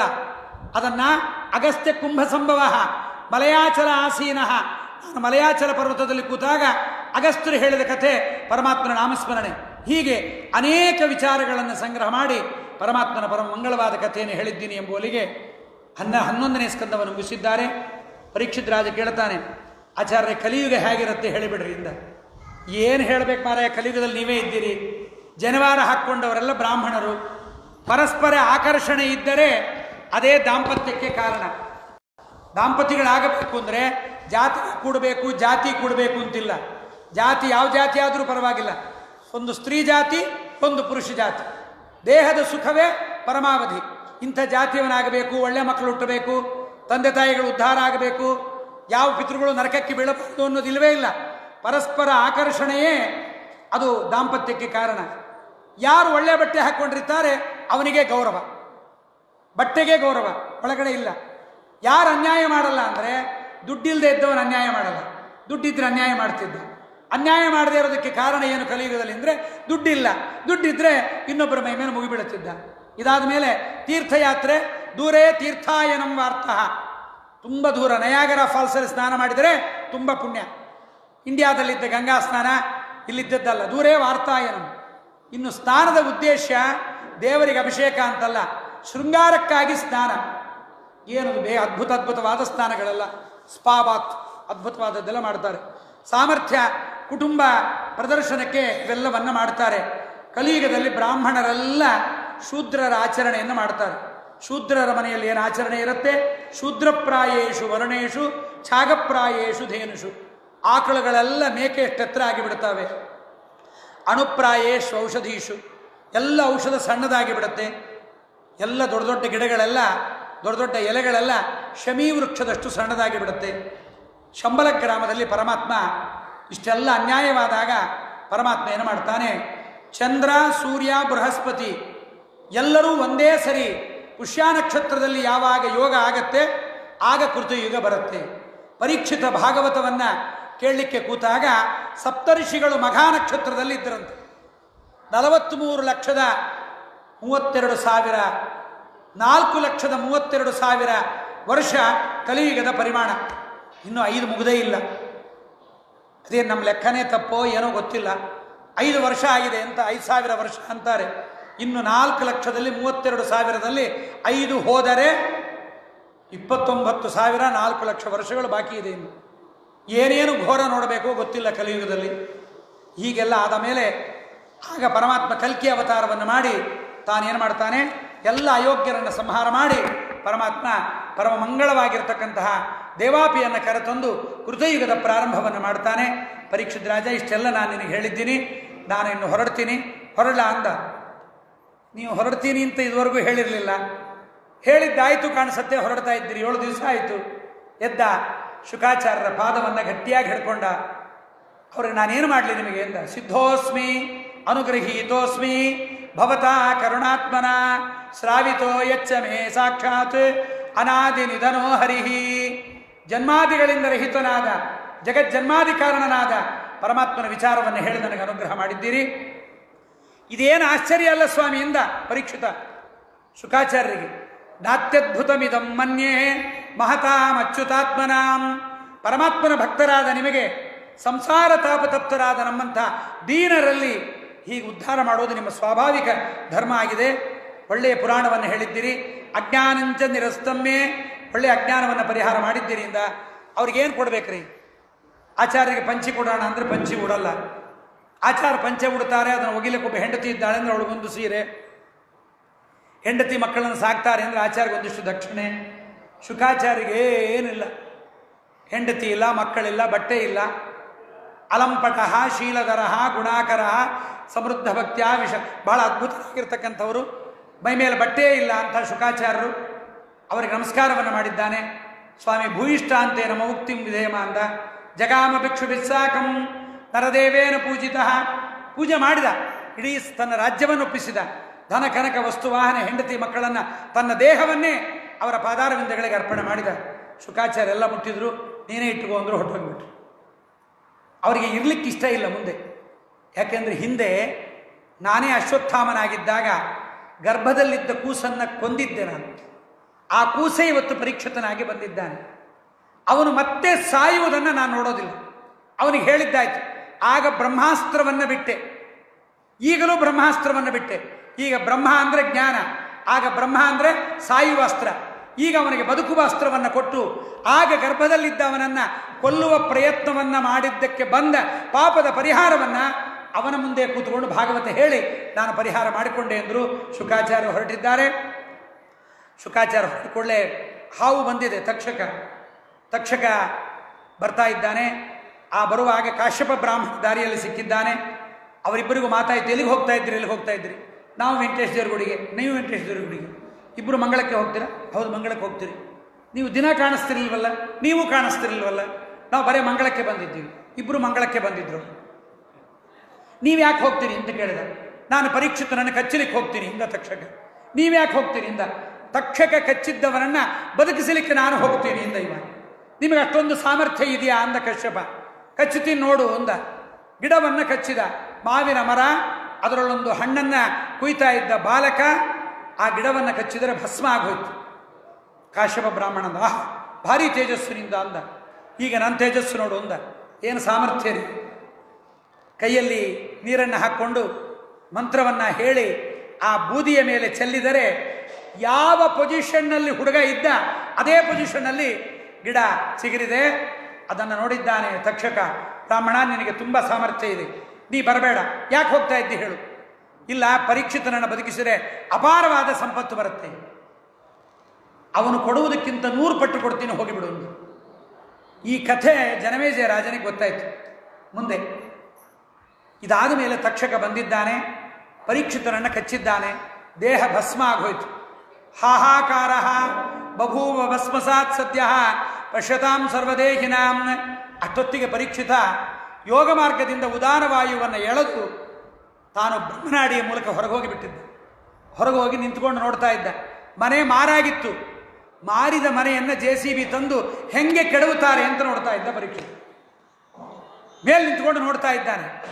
ಆ ಮನೆಯನ್ನು ಕೆಡವುತ್ತಾ ಇದ್ದಾರೆ. ಮನೆ ಭಸ್ಮ ಆಗಿದೆ, ಹಾಹಾಕಾರ ಆಗಿದೆ. ಆಗ ಪರೀಕ್ಷಿತ ದೇವರನ್ನು ನೋಡ್ತಾ ಪರಮಾತ್ಮರ ಪಾದಾರವಿಂದಗಳನ್ನು ಸೇರಿದ್ದಾನೆ. ವವೃಷುಹು ಪುಷ್ಪವರ್ಷಾಣಿ. ಇದೆಲ್ಲ ಪರೀಕ್ಷಿತ ರಾಜನ ದೇಹದ ನಿರ್ಯಾಸ ಮುಗಿದೋಯ್ತು. ಜನಮೇಜಯ ರಾಜ ಈ ಕಥೆಯನ್ನು ಕೇಳಿದವನು, ನಮ್ಮಪ್ಪನನ್ನು ತಕ್ಷಕ ಕಚ್ಚಿ ಹೋಗಬೇಕಾಗಿತ್ತು, ಕಾಶ್ಯಪ ಬ್ರಾಹ್ಮಣ ಉಳಿಸ್ತಿದ್ದ. ಅಯೋಗ್ಯ ತಕ್ಷಕ ನಮ್ಮಪ್ಪನನ್ನು ದ್ವೇಷ ಇಟ್ಟುಕೊಂಡು ಕಚ್ಚಿದಾದ್ರಿಂದ ತಕ್ಷಕನನ್ನು ಕೊಲ್ಲುವ ಸರ್ಪಯಾಗ ಮಾಡ್ತೀನಿ. ವೇದವ್ಯಾಸ ದೇವರು ಬಂದರು. ನಾನು ಬರದಾಗಿದೆ, ತಕ್ಷಕನಿಂದ ಕೊಲ್ಲಲಿಕ್ಕಾಗೋದಿಲ್ಲ. ನೀವು ಬರೆದಿದ್ದೀನಿ ಅಂತ ಹೇಳಿದ್ದೀರಲ್ಲ, ಅದನ್ನು ತಿದ್ದುತ್ತೀನಿ ಇಂದ. ಆಗೋದಿಲ್ಲ, ನೀ ಹಿಂಗೆ ಕೇಳ್ತೀನಿ ಅಂತಲೂ ಬರೆದಿದ್ದೀನಿ ಅಂದರು ವೇದವ್ಯಾಸ ದೇವರು. ಯಾಕೆಂದರೆ ವೇದವ್ಯಾಸ ದೇವರು ಭಾರತ ಬರೆದಾಗ ಧೃತರಾಷ್ಟ್ರ ಇನ್ನೂ ಹುಟ್ಟೇ ಇರಲಿಲ್ಲ. ವೇದವ್ಯಾಸರು ಭಾರತ ಬರೆದ ಮೇಲೆ 600 ವರ್ಷಕ್ಕೆ ಹುಟ್ಟಿದವನು ಧೃತರಾಷ್ಟ್ರ. ಇನ್ನು ಹೇಗಿರಬೇಡ, ಅಷ್ಟು ಬರೆದು ಸೀಲ್ ಹಾಕಿಟ್ಟಿದ್ದರು ವೇದವ್ಯಾಸ ದೇವರು. ಕೊನೆಗೆ ಪುನಃ ಜನಮೇಜಯ ರಾಜ ಸರ್ಪಯಾಗವನ್ನು ಮಾಡ್ತಾನೆ. ಆಸ್ತಿಕ ಬಂದು ಅದನ್ನು ತಡೆದು ನಿಲ್ಲಿಸ್ತಾನೆ. ಮುಂದೆ ವೇದಗಳ ವಿಭಾಗದ ಕಥೆಯನ್ನು ಪೈಲ, ವೈಶಂಪಾಯನ ಇವರಿಗೆಲ್ಲ ಹೇಳಿದ ಕಥೆ. ಮುಂದೆ ಮಾರ್ಕಂಡೇಯರ ಚರಿತ್ರೆ, ಪರಮಾತ್ಮನ ಅಘಟಿತ ಘಟನಾ ಸಾಮರ್ಥ್ಯವನ್ನು ಕೇಳಬೇಕು ಅಂತ ಪ್ರಶ್ನೆ ಮಾಡಿದ್ದಾನೆ. ಅವನಿಗೆ ಅಘಟಿತ ಘಟನಾ ಸಾಮರ್ಥ್ಯದ ಕಥೆಯನ್ನು ಹೇಳಿದ್ದಾರೆ. ಇಷ್ಟನ್ನೆಲ್ಲವನ್ನು ಹೇಳಿ ಕೊನೆಗೆ ಸೂತರು ಶೌನಕಾದಿಗಳಿಗೆ ಭಾಗವತದಲ್ಲಿ ಸಂಪ್ರದಾಯ, ಕೊನೆಯ ದಿವಸ ಮಂಗಳಕ್ಕೆ ಬಂದರೆ ಮೊದಲಿನಿಂದ ಕೇಳಬಹುದು ಅಂತ. ಇದು ರೂಢಿಯಾಗಿಬಿಟ್ಟಿದೆ, ಅದೇ ಕಷ್ಟ. ಅದಕ್ಕೆ ಮೊದಲಿನಿಂದ ಹೇಳುತ್ತಾರೆ. ಮೊದಲು ಪರೀಕ್ಷಿತನ ಪ್ರಾಯೋಪವೇಶ, ದ್ವಿತೀಯ ಸ್ಕಂದದಲ್ಲಿ ವಿರಾಟ್ ರೂಪದ ವರ್ಣನೆ, ಅದರಂತೆ ಚತುಶ್ಲೋಕಿ ಭಾಗವತದ ವರ್ಣನೆ, ತೃತೀಯ ಸ್ಕಂದದಲ್ಲಿ ಕಪಿಲ ದೇವಹೂತಿಯ ಸಂಹಾರ, 4ನೇ ಸ್ಕಂದದಲ್ಲಿ ಉತ್ತಾನಪಾದರಾಜನ ವಂಶದ ವಿಸ್ತಾರದ ವರ್ಣನೆ, ಉತ್ತಾನಪಾದರಾಜನ ಮಕ್ಕಳಾದ ಧ್ರುವರಾಜ, ಅವನ ಮಗನಾದ ಅಂಗ, ಅಂಗನಿಗೆ ಮಗನಾದ ವೇನ, ವೇನನಿಗೆ ಮಗನಾದ ಪೃಥು, ಪೃಥುವಿಗೆ ಮಗನಾದ ಪರೀಷ್ಮಾನ್ ರಾಜ, ಅವನಿಗೆ ಉಪದೇಶ ಮಾಡಿದ ನಾರದರ ಹೇಳಿದ ಪುರಂಜನೋಪಾಖ್ಯಾನ ದಶಪ್ರಚೇತಸರ ಕಥೆಯೊಂದಿಗೆ 4ನೇ ಸ್ಕಂದ ಮುಗಿದಿದೆ. ಉತ್ತಾನಪಾದರಾಜನ ತಮ್ಮನಾದ ಪ್ರಿಯವೃತರಾಜನ ಕಥೆ, ಅವನ ಮಗನಾದ ನಾಭಿ, ಅವನ ಮಗನಾಗಿರ್ತಕ್ಕಂಥ ಆಗ್ನಿದ್ರ, ಆ ವಂಶದಲ್ಲಿ ಬಂದಿರತಕ್ಕಂಥ ಭರತ, ಆ ಭರತನ ವಂಶದಲ್ಲಿ ಬಂದ ಕಥೆಯನ್ನು 5ನೇ ಸ್ಕಂದದಲ್ಲಿ ಭೂಮಿ, ಭೂಮಂಡಲ, ನಭೋಮಂಡಲ, ನಕ್ಷತ್ರ ಮಂಡಲ, ಪಾತಾಲಾದಿ ಮಂಡಲಗಳ ವರ್ಣನೆ. ಇದಾದ ಮೇಲೆ ಗಂಗಾವತರಣದ ಕಥೆಯೊಂದಿಗೆ 5ನೇ ಸ್ಕಂದ ಮುಗಿಸಿದ್ದಾರೆ. ಪರಮಾತ್ಮನ ನಾಮಸ್ಮರಣೆಯ ಮಹಿಮೆ ಅಜಾಮಿಳೋಪಾಖ್ಯಾನ, ನಾರಾಯಣವರ್ಮದ ಉಪದೇಶ, ವಿಶ್ವರೂಪಾಚಾರ್ಯರ ಸಂಹಾರ, ಇಂದ್ರನಿಗೆ ಬಂದ ಬ್ರಹ್ಮಹತ್ಯೆ, ಅದರಿಂದ ಇಂದ್ರ ತಾನು ಪರಿಹಾರವಾದ ಕಥೆ, ಇದನ್ನು ಹೇಳಿದ್ದಾರೆ. ಅದಾದ ಮೇಲೆ ಪುಂಸವನವನ್ನು ಮಾಡಿದ ದಿತಿ ಮಾಡಿದ ಪುಂಸವನದ ಕಥೆ, ಅದರೊಂದಿಗೆ 6ನೇ ಸ್ಕಂದ ಮುಗಿದಿದೆ. 7ನೇ ಸ್ಕಂದದಲ್ಲಿ ಪರಮಾತ್ಮನ ನಾಮಸ್ಮರಣೆ, ಪ್ರಹ್ಲಾದರಾಜರ ಕಥೆ, ಓದಿಸುವ ಗುರುಗಳನ್ನು ಜರೆದು ಸಹೋದರರಿಗೆ ಉಪದೇಶಿಸಿದ ಮಹದಾದಿ ಕಾರಣ ಸರ್ವಗುಣ ಸಂಪೂರ್ಣ ಹರಿಯೆಂದು ವಾದಿಸುವ ತ್ವತ್ಪತಿಯ ತೋರಿಂದ ಆದನುಜ ಬೆಸಗೊಳ್ಳಲು ಸ್ತಂಭದಿ ಶ್ರೀಧನಾಕ್ಷಣ ತೋರದ ಪ್ರಹ್ಲಾದ ಸರಹೆಮ್ಮ ಅಂತ ಪ್ರಹ್ಲಾದರಾಜರ ಚರಿತ್ರೆ. ಅದಾದ ಮೇಲೆ ಪರಮಶ್ರೇಷ್ಠವಾಗಿರ್ತಕ್ಕಂತಹ ನಾರದರ ಜನ್ಮದ ಕಥೆಯೊಂದಿಗೆ 7ನೇ ಸ್ಕಂದ. 8ನೇ ಸ್ಕಂದದಲ್ಲಿ ಗಜೇಂದ್ರ ಮೋಕ್ಷ, ಅದಾದ ಮೇಲೆ ಕ್ಷೀರ ಸಮುದ್ರದ ಮಥನದ ಕಥೆ, ಬಲಿರಾಜನನ್ನ ವಾಮನ ಉದ್ಧಾರ ಮಾಡಿದ ಕಥೆ, ಮತ್ಸ್ಯಾವತಾರದ ಕಥೆಯೊಂದಿಗೆ 8ನೇ ಸ್ಕಂದವನ್ನು ಮುಗಿಸಿದ್ದಾರೆ. 9ನೇ ಸ್ಕಂದದಲ್ಲಿ ಸೂರ್ಯವಂಶದ ಚಂದ್ರವಂಶದ ಕಥೆ, 10ನೇ ಸ್ಕಂದದಲ್ಲಿ ಪರಮಾತ್ಮನ ಕೃಷ್ಣಾವತಾರದ ಚರಿತ್ರೆ, ರೂಪನಾಮ ವಿಹೀನ ಗರ್ಗಾರೋಪಿತ ಸುನಾಮದಿಂ ಕರೆಸಿದ ವ್ಯಾಪಕ ಪರಿಚ್ಛಿನ್ನ ರೂಪದಿ ತೋರ್ದ ಲೋಗರಿಗೆ ದ್ವಾಪರಾಂತ್ಯದಲ್ಲಿ ದೈತ್ಯರನ್ನು ಸಂತಾಪಗೊಳಿಸುವೆನೆಂದು ಶ್ವೇತ ದ್ವೀಪ ಮಂದಿರನ್ನು ಅವತರಿಸಿದ ಪರಮಾತ್ಮ ಪುತ್ರನೆನಿಸಿದ ಗೋಪಿದೇವಿಗೆ ಭರ್ತೃವೆನಿಸಿದ ವ್ರಜದ ನಾರಿಯರ ಪುತ್ರಲಾಲಿಸಿ ಪರ್ವತವೈ ನಗೀದ ಕೃಪಾಸಾಂದ್ರ ಶತ್ರುತಾಪನ ಯಜ್ಞಪುರುಷನ ಪುತ್ರಿಯರ ತಂದಾಳದ ತ್ರಿಜಗದ್ಧಾತ್ರ ಮಂಗಳಗಾತ್ರ ಪರಮ ಪವಿತ್ರ ಸುರಮಿತ್ರ ರೂಪನಾಮ ವಿಹೀನ ಪರಮಾತ್ಮ ಗರ್ಗಾರೋಪಿತ ಸುನಾಮದಿಂ ಕರೆಸಿದ ವ್ಯಾಪಕ ಪರಿಚ್ಛಿನ್ನ ರೂಪದಿ ತೋರ್ದ ಲೋಗರಿಗೆ ಅಂತಹ ಪರಮಾತ್ಮನ ಕೃಷ್ಣಾವತಾರದ ಚರಿತ್ರೆ. 11ನೇ ಸ್ಕಂದಲ್ಲಿ ವಸುದೇವ ನಾರದರ ಸಂವಾದ, ಕೃಷ್ಣ ಉದ್ಧವರ ಸಂವಾದ, ಅವಧೂತ ಯದುರಾಜನ ಸಂವಾದ, ಇದರೊಂದಿಗೆ 11-12 ಸ್ಕಂದಗಳನ್ನು ಕೂಡ ಮುಗಿಸುತ್ತಾ ಕೊನೆಗೆ ಸೂತಾಚಾರ್ಯ ಶೌನಕರಿಗೆ ಮಂಗಳವನ್ನು ಮಾಡ್ತಾ ಅಂತ ಇದ್ದಾರೆ. ಎಷ್ಟೇ ಮಾತನ್ನಾಡು, ಆ ಮಾತಲ್ಲಿ ಎಷ್ಟೇ ತಪ್ಪಿರಲಿ, ವ್ಯಾಕರಣ ಅಶುದ್ಧ ಇರಲಿ, ಆದರೆ ಆ ಮಾತಲ್ಲಿ ಸವಾಗ್ವಿಸರ್ಗ ಜನತಾಘ ವಿಪ್ಲವ ಯಸ್ಮಿನ್ ಪ್ರತಿಶ್ಲೋಕಮಬದ್ಧವತ್ಯಪಿ ನಾಮಾನ್ಯನಂತಸ್ಯ ಯಶೋಂಕಿತಾನಿ ಯಶೃಣ್ವಂತಿ ಗಾಯಂತಿ ಗೃಣಂತಿ ಸಾಧವ. ಜ್ಞಾನಿಗಳು ಸೇವನೆ ಮಾಡಬೇಕು, ಮಾತು ಹಾಗಿರಬೇಕು. ಮಾತು ವ್ಯಾಕರಣಬದ್ಧ ಅಲ್ಲದೇ ಇರಲಿ, ಹೇಗೇ ಇರಲಿ, ಆ ಮಾತು ಪರಮಾತ್ಮನನ್ನು ಹೊಗಳ್ತಾ ಇದ್ದರೆ, ಜನರ ಪಾಪವನ್ನು ನಾಶ ಮಾಡ್ತಾ ಇದ್ದರೆ ಆ ಮಾತಿಗೆ ಬೆಲೆ. ಆದ್ದರಿಂದ ನೈಷ್ಕರ್ಮಮಪ್ಪೆಚ್ಚುದ ಭಾವವರ್ಜಿತಂ, ನಿಷ್ಕಾಮ ಕರ್ಮವೇ, ಆದರೆ ದೇವರಲ್ಲಿ ಭಕ್ತಿ ಇಲ್ಲದೆ ಇದ್ದರೆ ಪ್ರಯೋಜನವೇನು? ಅಂತಹದ್ದು ಬೇಕು ಎಂಬುದನ್ನು ಹೇಳ್ತಾ, ದೇವರ ಪಾದಾರವಿಂದಗಳ ಸ್ಮರಣೆಯೇ ನಮ್ಮ ಎಲ್ಲ ಅಮಂಗಳಗಳನ್ನು ಕಳೆಯುತ್ತೆ. ಅವಿಸ್ಮೃತಿ ಕೃಷ್ಣ ಪದಾರವಿಂದಯೋ ಕ್ಷಿಣೋತ್ಯಭದ್ರಾಣಿ ಶಮಂ ತನೋತಿ ಚ. ಅಂತಹ ಈ ಒಂದು ಶ್ರೇಷ್ಠವಾದ ಭಾಗವತವನ್ನು ಹೇಳಿದ್ದೇನೆ. ಇದನ್ನು ಇಷ್ಟಪಟ್ಟಾಗೆಲ್ಲ ಕೇಳಬಹುದು. ಮಂಗಳದ ದಿವಸಗಳು ಅಂತಿದೆ, ದ್ವಾದಶಿಯಲ್ಲಿ, ಏಕಾದಶಿಯಲ್ಲಿ ಇದನ್ನು ಯಾರು ಕೇಳ್ತಾರೆ, ಪುಷ್ಕರದಲ್ಲಿ, ಮಧುರಾದಲ್ಲಿ, ದ್ವಾರಕಾದಲ್ಲಿ ಇದನ್ನು ಉಪವಾಸ ಇದ್ದು ಪಾರಾಯಣ ಮಾಡಿ ಯಾರು ಕೇಳ್ತಾರೆ ಅವರಿಗೆಲ್ಲ ಮನೋರಥಗಳು ಪೂರ್ಣವಾಗತ್ತೆ. ಬ್ರಾಹ್ಮಣ ಇದನ್ನು ಕೇಳಿದರೆ ತಾನು ಜ್ಞಾನಿಯಾಗುತ್ತಾನೆ. ರಾಜರು ಇದನ್ನು ಕೇಳಿದರೆ ಭೂಮಂಡಲವನ್ನು ಗೆಲ್ಲುತ್ತಾರೆ. ವೈಶ್ಯರು ಇದನ್ನು ಕೇಳಿದರೆ ಧನಾಧಿಪತಿಗಳಾಗುತ್ತಾರೆ. ಶೂದ್ರರು ಇದನ್ನು ಕೇಳಿದರೆ ಸಕಲ ಪಾಪಗಳಿಂದ ನಿರ್ಮುಕ್ತರಾಗುತ್ತಾರೆ ಎಂಬುದಾಗಿ ಹೇಳಿ 3 ಶ್ಲೋಕಗಳಿಂದ ಮಂಗಳವನ್ನು ಮಾಡ್ತಾ ಇದ್ದಾರೆ.